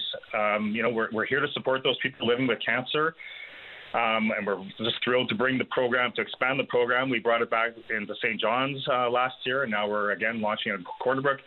Now we just need some volunteer drivers to get those wheels turning. How many volunteers do you have, say, for instance, in and around St. John's? We have about 20 at the moment, and we're thinking for Corner Brook, we could use at least 10 people from all over, not just Corner Brook itself, but from all over the region. Areas that we're going to serve are like Deer Lake, Stephenville, North and South Shore, so all those little communities in those areas. We want to make sure that anyone who needs a ride to their cancer treatment can get one, but we're looking for volunteers from all those areas. I'll say that we're very flexible with the time commitment, holidays, snowbirds, medical leaves, that's no problem at all. We just want people to stick with us down the road. And again, we'll provide them with a mileage reimbursement so no one's out of pocket for gas. We want to launch this program in Corner Brook as soon as possible, but we need volunteers from the community to be able to do that. I believe, say for instance in St. John's, and we'll dig into Corner Brook, I think you have to be a patient that lives within, I believe, 50 kilometres of the Bliss Centre to be able to avail of this program. What's the distance buffer for Corner Brook? Yeah, that's right. In that general area, the program runs from 8 a.m. to 6 p.m., so we have to reasonably, think of the safety of the volunteer drivers. We can't have them, driving all night long or anything like that. So we looked at where the greatest need is, and, for sure there's a need in the St. John's area, and we know that there's a need in the Corner Brook area, which is why we expanded the program. Terrific news, and I'm going to be confident in that people in the area will take up the call here for volunteers on this front because, dealing with the diagnosis and the ongoing treatment, if transportation becomes a hurdle, that's yet another fork in the road that we needn't have to chase. So I really hope you're successful out in Corner Brook. Just a quick question about how it works in other parts of the country. We talked, I'm going to say a couple of years ago about this type of thing. And, some things got sidetracked because of the pandemic and the like. But I don't think Wheels of Hope has been able to latch on in every province, or am I mistaken? No, you're right. We're running it in most of the provinces. We're still wanting to expand it more to Atlantic Canada. But we've definitely been expanding the program year after year after year because there is a need. There's a need for transportation. We know that if people don't have a way to get to their life-saving cancer treatment, they don't go. And that's not something we ever want to see happen. So, we're always looking at expanding the Wheels of Hope program. But the reality is that we need volunteer drivers from the community to make that happen. So it's, we say that it takes a society to take on cancer, and it's very true. So, my plea is that, your listeners out there, if anyone's in the Corner Brook area, like I said, from Deer Lake to Stephenville, all those little communities in between, please consider signing up for us. I know there's probably listeners out there that probably are thinking, no, they got Grandpa Bob would be perfect for this, or Aunt Mary would be a perfect volunteer driver. Please tell them about the Wheels of Hope program and that we need volunteer drivers in Corner Brook. How responsive do the drivers have to be? Like, do I get a few or a couple of days heads up, or can I get a call at 9 o'clock saying your services are needed at 12 o'clock? Yeah, great question, Patty. No, you'll get your assignments at least 3 business days ahead of time.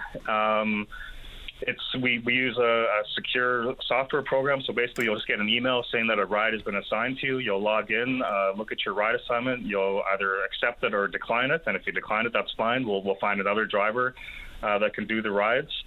We're just looking for people that have a good driving record, that love to drive, that enjoy chatting with people, and have some really interesting, great conversations. I myself used to be a volunteer driver, and I was just humbled how people that we're transporting are just so grateful for a stranger driving them. It's really a humbling experience, I tell you. And qualifications I can just get into briefly is that the program does run Monday to Friday during the day. If you got a good driving record, you drive a 100% smoke-free vehicle, please sign up. We'll take everything. We'll take care of everything on our end. You just have to be willing to go through a criminal record check and references and that normal type of thing for being a volunteer. But it really is a great experience, and you're making a difference in someone's life, literally, from your own community. Does the Canadian Cancer Society pay for any of these background checks? Yes, all of that's covered. Okay, there's no expense at all, so the volunteer driver will cover that, as well as mileage reimbursement, or they can take a tax receipt as well. Do patients have to get referred by their doctor, or can they self-refer for this program? They do have to get a referral from their doctor or nurse. Anyone from the Cancer Center in Corner Brook can very quickly just give us a referral. Just some paperwork we need to get that process started, but it's really not a roadblock at all. Any person that's going through cancer treatment can get that referral. Last one before I let you pump the tires on the program one more time. So does this also cover not only for after the diagnosis and to access treatments, but what about like follow-up appointments into the future? Because you might you might be living cancer-free, but that doesn't mean you still have to be in constant contact with your doctor. So do you cover those types of appointments as well? Yes, we sure do, Patty. And again, that's a really great point. That's true. Once they're done treatment, they do have to go for a follow-up or checkup appointments, and for sure we'll cover those. Again, we just want to make sure that anybody who needs a ride to treatment can get one. And there is, unfortunately, there's a lot of people out there that don't have family or friends close by to take them. And so that's why I say that you're literally making a difference in someone's life. We don't think it's a big deal just to pick someone up and drive them somewhere. But to someone who doesn't have a ride to treatment, this is a big deal. So, you don't need a special driver's license. You don't need special insurance. In fact, your rates cannot go up for volunteer driving because you're not like a paid driver or anything like that. So, please take a chance and sign up and help someone out from your own community. Where do they sign up? Sure. So they can go right now to volunteercancer.ca. Again, volunteercancer.ca. If they want to email us, just have a few more questions, they can email us at volunteer@cancer.ca, or they can always just give us a phone call. Also for people that are interested in signing up for the program. But again, we can't launch the program until we have at least 10 volunteer drivers in the Corner Brook area. And again, not just Corner Brook, but all those surrounding communities. They can call us at 1-888-939-3333. Appreciate your time, Mark. Good luck with it. Thank you so much, Patty. Appreciate it. My pleasure. Bye-bye. That's Mark Kahn, Wheels of Hope coordinator, volunteer coordinator. So if you're so inclined, please do indeed consider being one of the volunteer drivers. Let's take a break. When we come back, Heads Without Beds. Don't go away. Welcome back. Let's go to line number 3. Say good morning to the owner of Intuitive Media. That's Denise Goodyear. And good morning, Denise. You're on the air. Good morning, Patty. How are you? Thanks for having me. Very well. Thanks for joining us. Welcome to the program. So I know a little bit about Heads Without Beds, but it's a great event. Give folks the notes. Sure. So Heads Without Beds is an annual fundraiser, and this is the fourth year, put off by Home Again Furniture Bank, where 6 participating community leaders will all spend a night, tomorrow night, sleeping without our bed to raise awareness of furniture poverty and encourage community support. Our goal is $60,000. We're only about halfway there, so we really need some community support. And it's tomorrow, so let's get at it. So how does it, we talk about things like the longest night. We have the walk downtown to, give a very brief sense of what it might be to be homeless. So how realistically does this work? Where do people go to sleep without their bed? Is it at their own home and we go to the honor code, or do they go somewhere and do it? No. This is actually it's the 6 leaders that are participating. We're the ones that go and sleep without our bed. We're asking for the public to donate, community businesses and anybody in our community here who can offer either a personal donation or a business donation to help us raise the funds. It costs about $250 to put a bed under someone's head to ensure that people are not sleeping without it. We have a growing number of families across the Northeast Avalon living without the basics that most of us take for granted: a bed to sleep in, table to share a meal around, a sofa to sit together. So this is an initiative where local businesses partner with, and community leaders partner with Home Again Furniture Bank to try to put a dent in that need. And I know the Home Again Furniture Bank, you've probably helped furnish well in excess of 4,000 homes over the course of the last 10 years, which is extraordinary. But to that end, how has the demand grown? Let's just pick a number of the last 5 years. Well, demand has grown significantly. I mean, in 2024 alone, 486 beds were delivered to 602 homes. So, in any population, as things continue to prosper, there are always people who are left behind. And in addition to helping those people, another beautiful thing about donating your gently used furniture to Home Again has to date kept 715 tons of furniture out of our local landfill since in the last 10 years. So that's pretty significant numbers as well.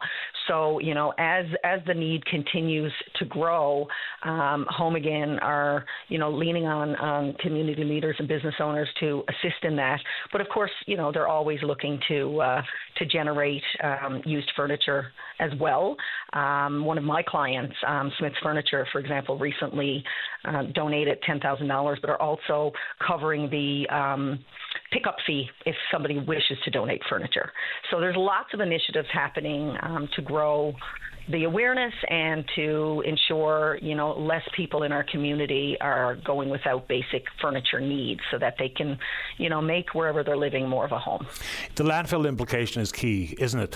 I mean, how many people go to renovate or redecorate and consequently some pretty gently used stuff, if they can't find a home for it immediately or no one picks it up because they got the Take Me sign on it out on the curb, it may indeed end up in the dump. And it just brings to mind for me children, babies in particular. Absolutely. If you took all of the baby clothes and cribs and high chairs and car seats, pardon me, I'm not going to use car seats because we're not supposed to reuse them with other families. If you took all the other aforementioned, we could go another decade. No one would ever have to buy a crib or a high chair or any baby clothes because there's so much of it out there. If you just circulated it around, Absolutely. We can really, stem some of those going without families.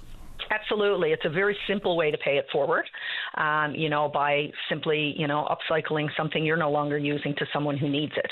It's, so this particular campaign, was really leaning on largely our business community, but also our community of individuals as well, of course, to make a donation. If I could, I can just list out the leaders that are taking part. That way, if their own communities want to donate to their campaigns, they can. There's myself, Denise Goodyear. As you said, I'm the owner of Intuitive Media. I've been in marketing and networks around the city for a very long time, actually starting my career back there at VOCM where you are. So I'm very excited to be a part of it. We also have Lynn Sullivan. She is the CEO of Golding's Wholesale, Chapman's Bakery, Windsor Snacks, and other businesses. We have Jeremy Whittle, who's the COO of Crosby. We have Jeff Spencer, office lead and partner at McGuinness Cooper, Nevin Hollett, the managing broker at EXP Realty and builder developer with Gibraltar, and Peter Miles, vice president of business development at North Atlantic. So basically, we've all been spending the last month of our lives raising funds for this campaign with a goal of $10,000 each for a total of $60,000. As I said, the event where we'll all get probably not a lot of sleep tomorrow evening is the actual event, but donations will be accepted until November 8th. I have a bed, but I haven't got much sleep in the last couple of nights. I know that. With the Blue Jays. Fair enough. I don't think a lot of us do these days with so much on the go. Yeah. But if people want to donate, they can just go to headswithoutbedsleaders.ca. And, we certainly appreciate the support so we can help more people and help protect our environment at the same time. Bravo to all hands who are participating, and hopefully the required other half of the donated goals come to pass here, hopefully as a result of this call. And just quickly before I let you go, see, you started your career here. Any tips on how to get out of here? Only joking. That's a tough one, Patty. Kidding. We'd need longer than an hour to talk about that, wouldn't we? Kidding. Denise, good to have you on, and bravo. Great place to be. Yeah, absolutely. Thank you so much. Appreciate the time, Patty. My pleasure. Bye-bye. Take care. Bye-bye. All right, let's get into the news break. And, of course, I was kidding. Let's get into the news break. When we come back, the president at the FFAW is Dwan Street. She's in the queue. And then Jim wants to talk about St. John City Council and then whatever you want to talk about. Don't go away. You're listening to a rebroadcast of VOCM Open Line. Have your say by calling 709-273-5211 or 1-888-590-8626 and listen live weekday mornings at 9 a.m. Welcome back to the show. Let's go to line number 8 and say good morning to the president at the FFAW. That's Dwan Street. Dwan, you're on the air. Good morning, Patty. Good morning to you. Welcome to the show. Thanks. Lots of good community initiatives being discussed on your show this morning. Love it.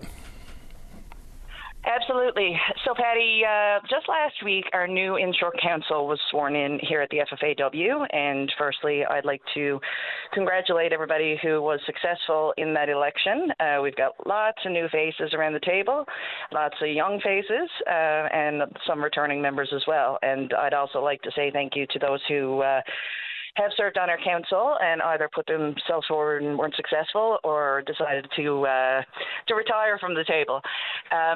But one of the things I wanted to discuss this morning is the Inshore Council stance on marine closures. We've seen with this Liberal government a number of closures really being pushed at us, and I've been around this industry long enough to remember when the target was 15 by 15, and then it was 20 by 20, and now it's 30 by 30. And what I mean by that is it started at 15% of our marine environment quote-unquote protected by 2015, and then it went 20% by 2020, and now it's 30% by 2030. So, I'm sure your listeners are no stranger to ourselves and some other organizations calling in to discuss our concerns with the NMCA down on the southwest coast, some already existing closures, and now the one that's coming at us is the federal government are proposing a closure out on the Virgin Rocks, and the Virgin Rocks are off NAFO Division 3L, which is here off the Avalon Peninsula on the northeast coast. And it's one of the most vibrant offshore fishing areas for northern cod and has been historically. So the second that came across our desk, immediately red flags go up and our members say, okay, what's going on here? What's the government protecting? So that's always been our question when these closures come at us, right? And we've been back and forth with DFO on the Southwest Coast one with Parks Canada, because that's who's driving that one, to try and get answers. We never seemed to quite get them. So when we had a very, very thorough discussion around the table, and of course new members around the table, as well as some veteran members as well, who were there when previous closures were discussed and implemented and have been around long enough to see that those closures haven't achieved what was originally put on the table for them to achieve. So the Inshore Council said, enough is enough. We're drawing a hard line in the sand here. No more closures. The ones that are in place, show us evidence that they've achieved what you said they were going to achieve, or they need to be reopened up as well. So that's the stance we've taken, and we're really looking forward to working with our new provincial government and hoping they're going to join us in that cause. Right. So you use the acronym of NMCA, which is the National Marine Conservation Area, or areas, because there are many proposed across the country. So again, a couple of things. I know I heard Premier Designate Tony Wakeham talking about, bringing a halt to it, and no disrespect to the Premier, the incoming Premier and or his office, but he doesn't really have a whole lot of authority on that front. So I'll put that out there. Secondly, is I still have no earthly idea what it's going to mean for owner-operators in the inshore fishery, because it's either you're going to ban certain types of bottom drags or trawls, or it's the same gear that's allowed in other areas to be allowed in there. So I don't even know what's going to happen here, to be honest with you. Do you guys have any more information?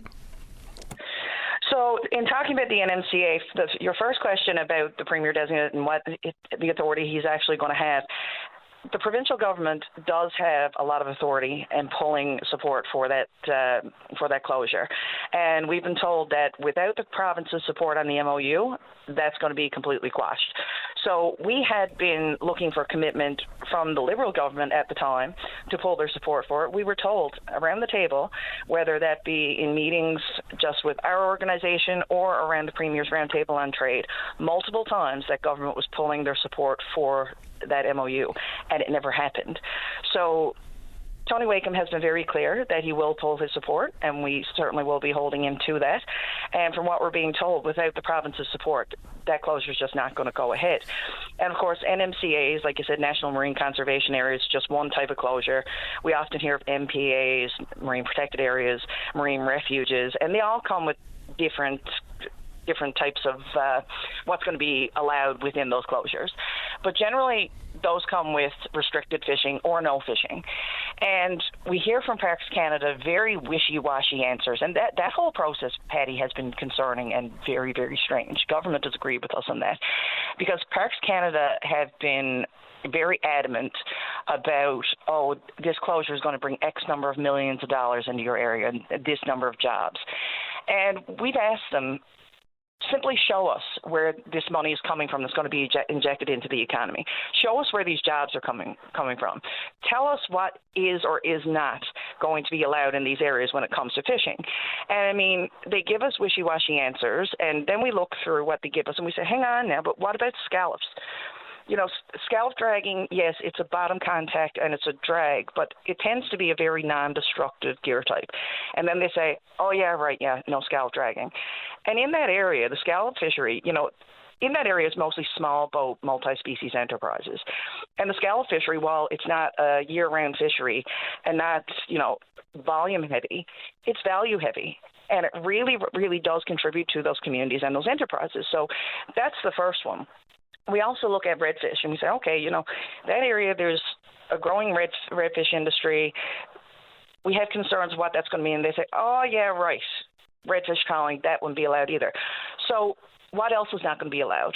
We talked to our colleagues in the Maritimes who've gone through this process in a number of areas, and they said, we were reassured as well that we were going to be a part of the process and give input, and we were going to be taken seriously, and it wasn't going to affect our fisheries. Well, up on St. Anne's Bank, they've lost very, very valuable habitat when it comes to fishing habitat when it comes to halibut, and on lobster fishing and scallops. And we're completely blindsided by that. So, it's one of those processes where we feel we are being told what they think we want to hear. We've tried to work with Parks Canada down there to get the input of fish harvesters heard, and what we've gotten is pretty much lip service. They'll hold a meeting with fish harvesters on the same day that they hold one with non-fish harvesters, and what's promoted is a feedback out of the meeting where everything was favorable. And they'll propose meetings at times when they know everybody's fishing and won't be able to attend. It's a very sketchy, very strategic process on their end. So we have a lot of concerns. We haven't gotten clear, concise answers of what this is going to mean. And our members have been very, very adamant that this is not going ahead. And we're really looking forward to seeing today who's Fisheries Minister and working with that person along with the Premier to pull support for that closure, because until you have direct evidence of what something protects, what it's going to mean, and what the outcome is going to be, I don't understand how you can just shut down an area and take somebody's livelihood. Yeah, and there's long been the concept of winners and losers. Oil industry in, fishery out, which is a really bizarre set of circumstances. My understanding on provincial support for the national marine conservation areas, it's more of a sentiment than a rule. So my understanding is Parks Canada and the Government of Canada can't proceed without the blessing of the provincial government. I could be wrong, but we're still trying to get someone from Parks Canada to come on to answer some very basic questions here. And even their evaluation of it is cultural and environmental, but not economic. How do you leave economic considerations out of any evaluation for what's being proposed here? Because it's an extensive area. Also in that front, things that might look like closures, but they're not called closures, is the possibility for offshore wind to come to town, because that has issues with proximity to fishing around some of these turbines. It has communication issues, whether it be for radar or radio. So how are we going to consider that in the future? Because it won't be a so-called closure, but it will in fact be one.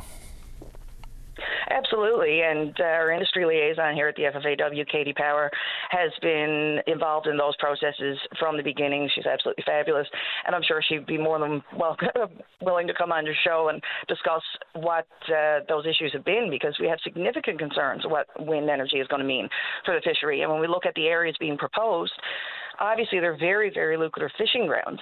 And just to go back to the NMCA, I mean, that's a massive area that's being proposed. And we've heard Parks Canada say, well, this is just a study area. This is not the area that we're definitely going to close.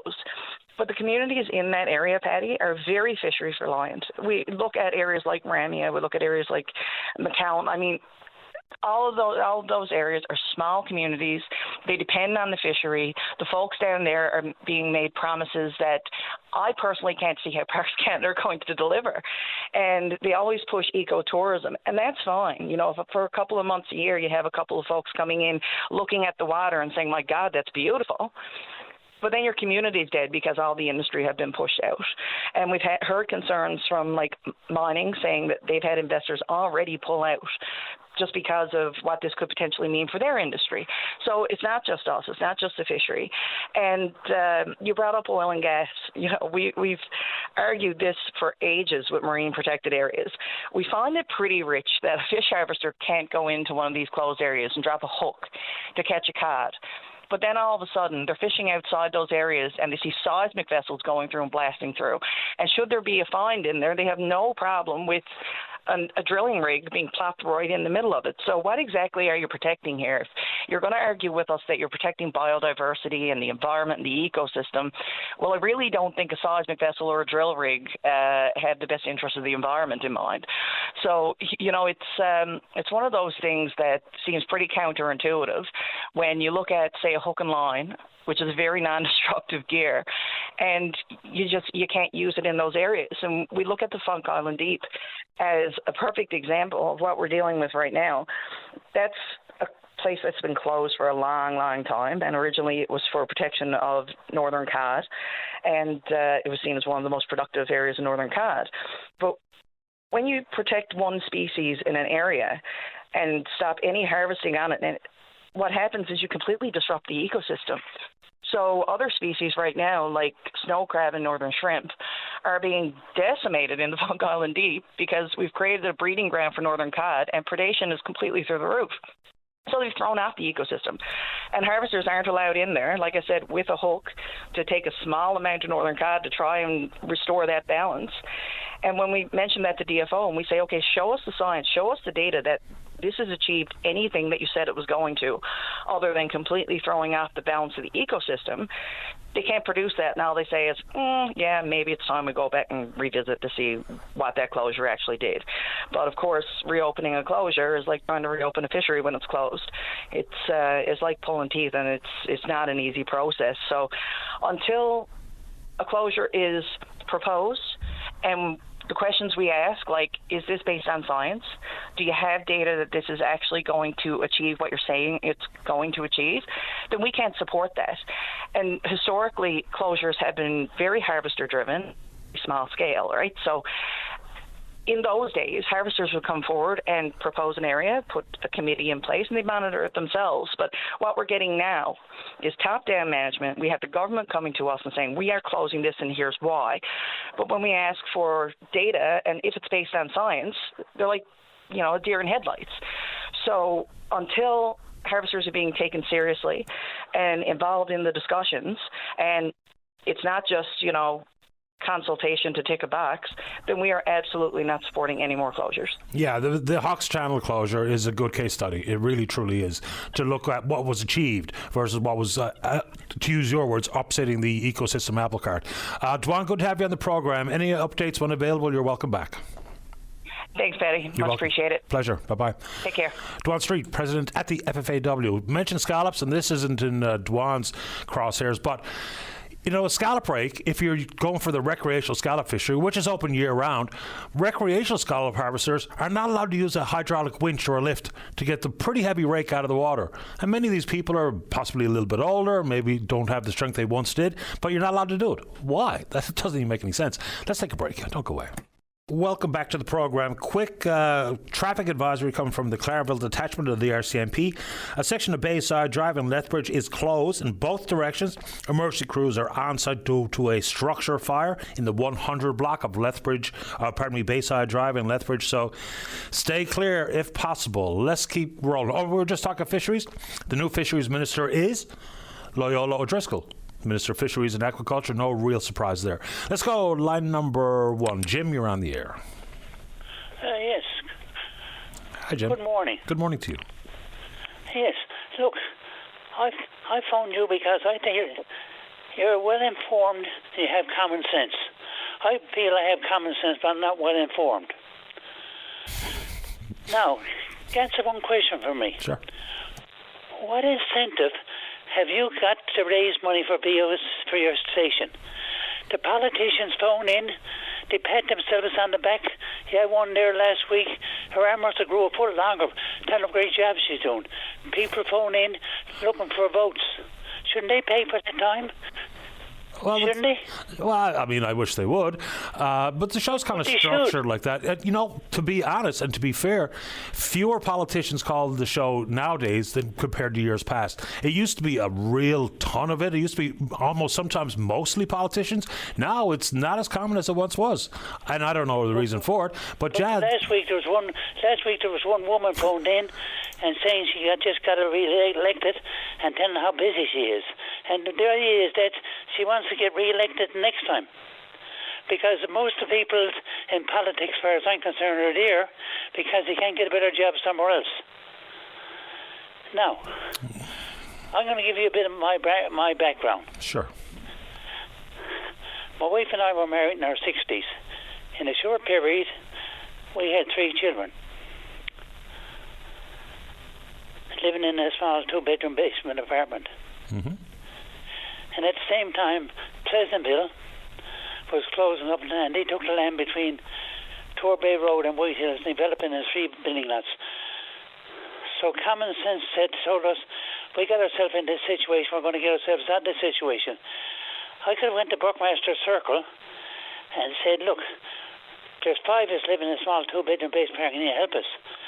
I could still be living up in Buckmaster Circle. But no, we got ourselves in this situation, and common sense is going to take us out of the situation. And we did. And at the present, I ended up with 5 children. 5 of them got university degrees. My oldest, I'll tell you what they turned out now. My oldest retired from the local police department. Only the 2nd chief of police got a university degree. My next one graduated at 48 years of age from the University of British Columbia as an adult education teacher. He teaches aircraft maintenance to Air Canada. My next child, he's a board-certified medical specialist, not only in Canada but also in the United States. My 4th one is an office manager. My youngest one is up in Ontario working for the school board, currently doing courses. And we all did it just through common sense. Now, I volunteered for a number of things. In NAPE, provincial, and the board of directors, from the Confederation Building local. I volunteered as a scoutmaster, as a hockey coach, and when I retired at 54, the church I was attending, they needed somebody to run the food banks. I did that. I did it for 12 years, using my own vehicle, my own gas, going around picking up the food to. We used to go to Associate Freezers and Community Food Sharing Association. They get food and go around the supermarkets, pick up specials. And you know what I got at the end of 12 years? I got 3 people approached me and said, "Thank you very much for feeding me and my family when it was necessary to go to the food bank." That's all I wanted. I didn't want money.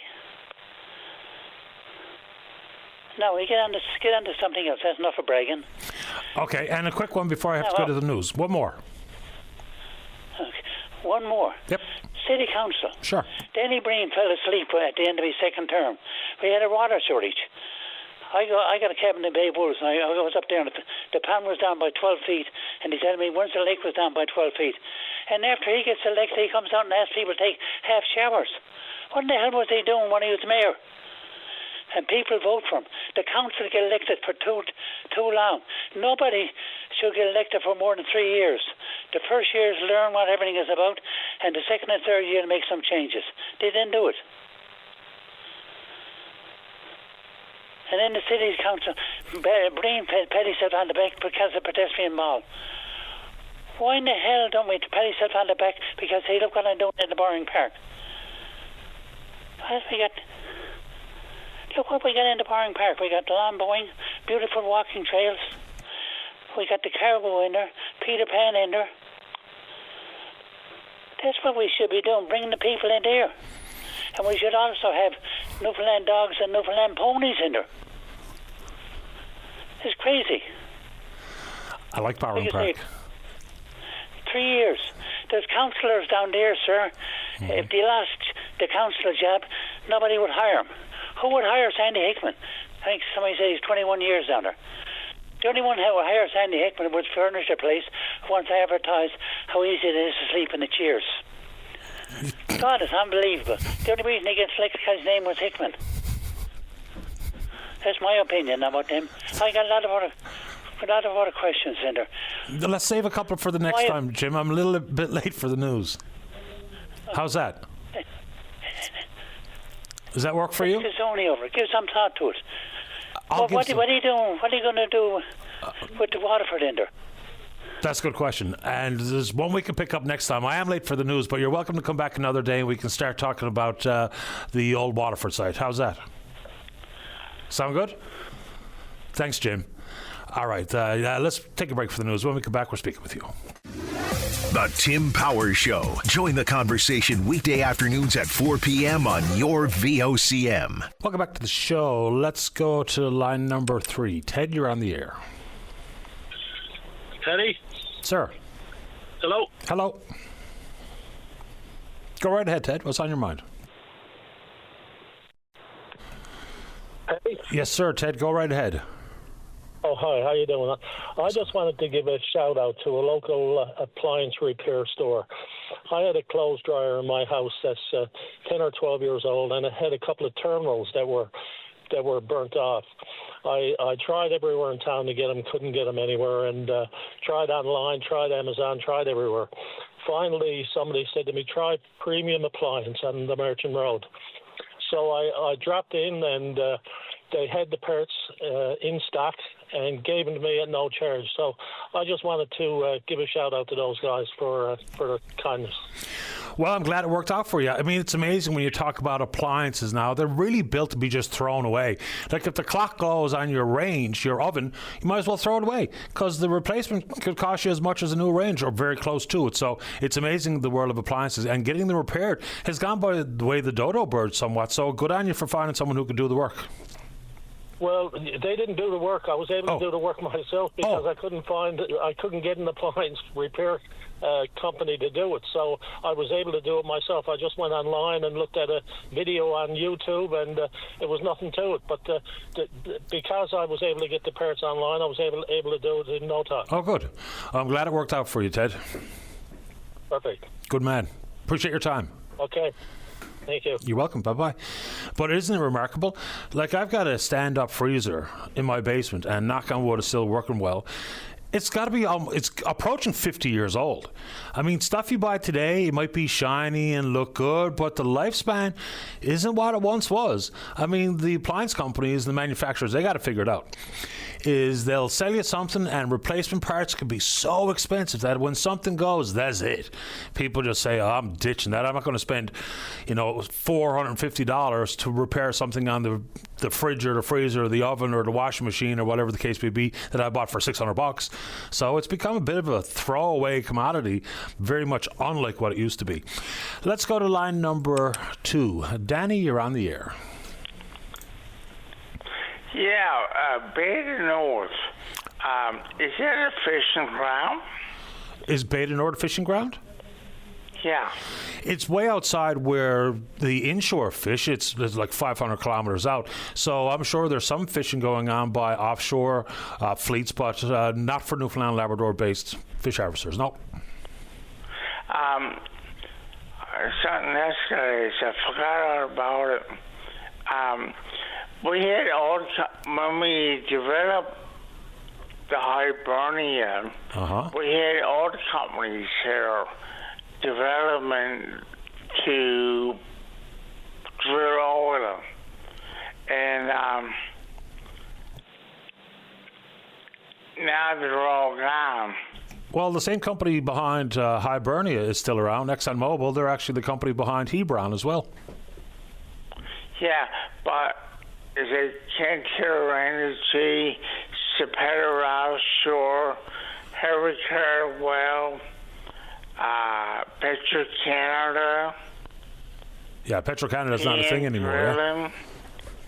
Pardon me? Petro-Canada doesn't exist anymore. That's right. Petro-Canada? Yeah, it's gone. Okay. There's Superior Offshore, Cantor Energy, and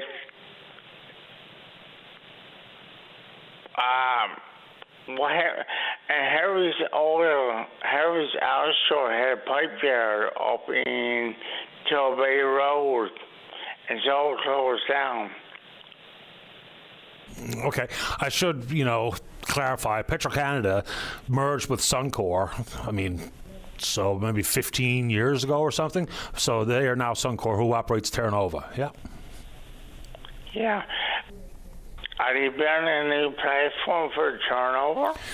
No, that work has been done. So they sent the FPSO over to Spain for the Asset Life Extension Project. And it turned out they didn't do a very good job in Spain, because when it came back, it had to go out to Bull Arm to get some of the shoddy work repaired and some work finalized. So, yeah, that work has been done. It's been back in action now for over a year out on the oil field. Did they send Newfoundlanders down to Norway? Did we send Newfoundlanders to Norway? No, down in South Africa. I don't know. I'm not sure.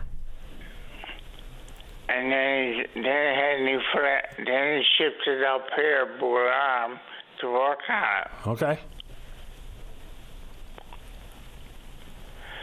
I don't know. I can understand his own company business.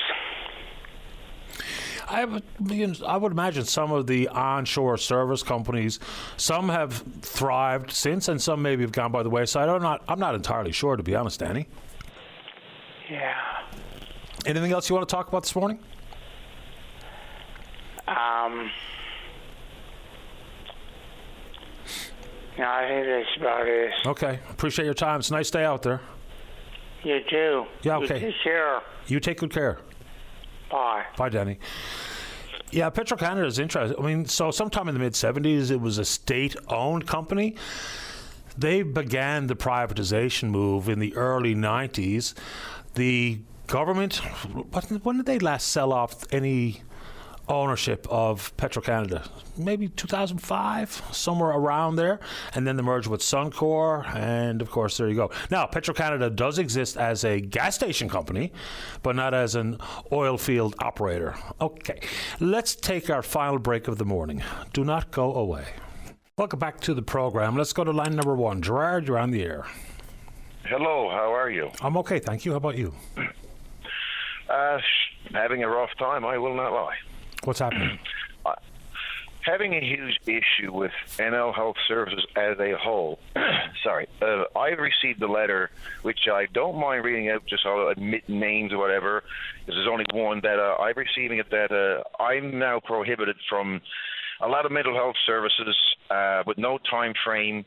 I'm banned from a particular building with no clarification exactly why, because someone was afraid years ago. No charges, no criminal record. And this building that I'm banned from is where the family practice is coming, so the doctors.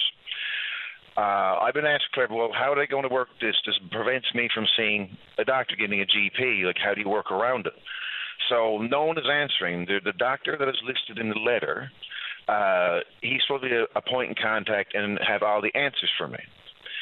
But he's not answering anything. To the point, he claims he has nothing to do with this letter. He's even stated that in front of RCMP, which is getting scary. I'm not allowed to know my medical information. Some medications that he's prescribed now, since he's not monitoring. I've even tried to walk away from him, but I've been told I'm left as a patient on file. And even the notes of last from another doctor read said that, he's lowering my medication, that I've been overprescribed 25 years. Benzodiazepines, I've been overprescribed that throughout the years. And so this isn't just yesterday. I'm having paradoxical effects. And therefore I'm having a rough time with this overprescription of medication. Physical withdrawal is the worst. And I take every precaution I can coming off this medication. But anyone else is making it hard. It's very hard to deal with this. I'm trying to take care of my health and mental health, and NL Health Services is not letting me know answers. I have reached out to client relations. Client relations will not comment on the letter, nor will the corporate level. Why were you banned from a particular building? I was told that someone there was afraid of me from years ago. I was gone for 2+ years from this peninsula. So when I come back, it just started right off the bat. I call it paranoia if you want, or they want to label through history, but I do not have a criminal record or background. I know I've been accused of threatening people, and I know I'm finally in front of police once. I asked them, I said, prove it to me, please, that I threatened you. If you've got a recording, put it now and get them to charge me. And so they went and listed it, and there she come back and said, that's no threat. So, I mean, I'm being told this stuff, and I'm having reactions. No, I know that my paradoxical effects had to do with this medication overprescribed, and so does my nurse practitioner through 811. But NL Health Service won't acknowledge that my life is in danger due to this overprescription. I could any day go into cardiac arrest or have a seizure, and I'm not an epileptic. So, I also, to add to it, I do have an allergy to artificial sweeteners and such. So I got a lot of complications. But they're making it more difficult. They won't even answer questions for my emergency contact I had. So, is there an opportunity for further evaluation of the ban, or an appeal, or some sort of process where you can get to the bottom of this? Well, so far I've been letting know my Health Canada and Plain that they've given us a voice. I've tried to reach out. I'm trying now to reach out to some malpractice, but I'm poor. That's just it. It's hard to afford anything when you're poor or stand up for yourself in this level. I have been given an email for a place to contact to find out this information that I'm being denied. I'm being heavily encouraged to go to the college for the part the doctor is playing. So I'm trying my best, but I'm on my own with all this. It feels like me against the world. I know everyone doesn't hate me. I know a lot of people understand what I'm going through in the public. But the thing is, what do we do about it? Like, if I'm banned and I'm not like full answers or what this fear is they have, explain nothing to me, no time limit, which is supposed to be on a letter for review, and I'm told by this doctor that I have to prove myself. I'm asking, how do I prove myself if there's no contact at all? Like, who reports to who? Like, and he says, I don't know. Well, like, a good start is the college, if we're talking about a doctor-specific concern. His part, yes. There's an outfit called Client Relations at NL Health Services where you can file formal complaints, ask questions about things like how and why am I banned, what do I need to do to overcome this. So those two areas are doctor-specific at the college, and for operations and the ban, you should go through Client Relations. I have. Okay. They will not respond to the letter. I have emails here proving they will not respond. And corporate level isn't connected. They said to connect us. They will not respond. Like, this stuff is ongoing. And it's building and building and getting worse. I mean, I'm fighting for my life as it is for being overprescribed in the medication. Like, benzodiazepines are narcotic. There's a huge issue. One of the substances you can die from withdrawals. I had a hard time getting lined up on the program because, I didn't know this knowledge of how dangerous it was all these years. Never knew, never had a clue.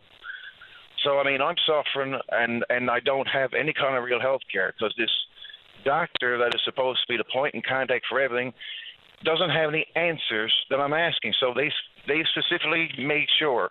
Now, the doctors made clear also that Client Relations, Marystown Building, and someone in Clarenville is in on this. So they're talking about it. I have no idea what they're saying. None. Zero. And that's one thing that is confusing. So they are involved. They are aware. I cannot get a response for the whole thing. But I know that plain elaborate that this letter isn't legit because it had a Marystown Building's address.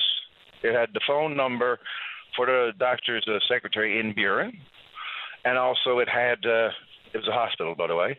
So, and of course, it only had the doctor's name there. So it was no signature at all. I wouldn't know where to point you beyond what we've already discussed here this morning, but, being restricted from access to health care seems particularly cruel. I mean, if there's a way that you get a better understanding as to why things the way they are and what you might be able to do about it would be helpful. Just the fact that someone might feel fearful as opposed to have experienced a threat or any level of violence, they're kind of two different things. So I'm really sorry to hear that's your predicament, Gerard, and I wish I could help you. I'm sorry, go ahead. No, I don't expect you to help. I just figured this is a public interest thing. If there's something being done to me on this level, it could be done either. I am a mental health patient. I have PTSD and OCD. So, I mean, there's other people that could be taken advantage. We see how high the suicide rates, especially in the Peninsula I'm on. And therefore, when someone mental is not being treated at all properly with tons of witnesses, it is a concern. And that's not just for me. I mean, I go through it. I don't mind speaking on it, my piece, because, well, I got a child. And I know a lot of people who have committed suicide, and it's very upsetting to see that, it seems like a culture almost. But I figured it would because everyone should, be safe and have, sorry, it's just I care a lot, not just about me, but everyone. It's who I am. Gerard, I understand and appreciate your circumstances. I wish you well. Let me know if anything changes for the better, or I'll try to give it some more thought as to what I think you might be able to do. Thank you. Take care and stay safe to you all. You too, Gerard. All the best. Bye. Bye-bye. Bye. Let's see. Final thought goes to line 2. Joe, you're on the air. Yes, good morning, Paddy. Morning, Joe. How you doing today, right? Doing okay, man. How about you? Listen, I'm only going to take a minute. Okay, we only got one. Yeah. I phoned too late, Paddy. Listen, what's this I hear you talking about yesterday, seniors getting $1,500 or something? Yeah, it's the Newfoundland Labrador Seniors Benefit. If you have a net family income of up to $30,000, I think, and $30,078, you could be eligible for a maximum benefit of $1,551, and it comes quarterly as part of the GST credit. So it comes out with your GST? Yeah. So this is funded by the government of Newfoundland and Labrador, but it's based on your tax return to the Canada Revenue Agency. If you're under that threshold, you will get the Newfoundland and Labrador Seniors Benefit. Something like some 50,000 seniors in the province are eligible for it. Yes, I only filed my taxes for $25,000. Well, you're in. Yeah? Yep. So when will this come out? January GST? It's part of Budget 2025, so you'll be on that front. It does decrease if you make more than 30,000, all the way up to 43,000, like 300. It gets phased out at a rate of 11.66% of net income increases in that range that I just described. So you qualify if you make 25 grand for the seniors benefit. Comes out quarterly, maximum benefit of $1,500 and $1,551. You've had the last word, and now you're up $1,500. How does that come now? My GST comes in the mail. That's right. That's how this will come then. Oh, okay. Thanks, Paddy. Bye. No problem, Joe. All the best. And you have a nice day. You too, pal. Bye-bye. Bye. All right, there we go. Good show today. Big thanks to all hands. We will indeed pick up this conversation again tomorrow morning, right here on VOCM and Big Land FM's Open Line. On behalf of the producer, David Williams, I'm your host, Paddy Daly. Have yourself a safe, fun, happy day, and go Jays go. Bye-bye.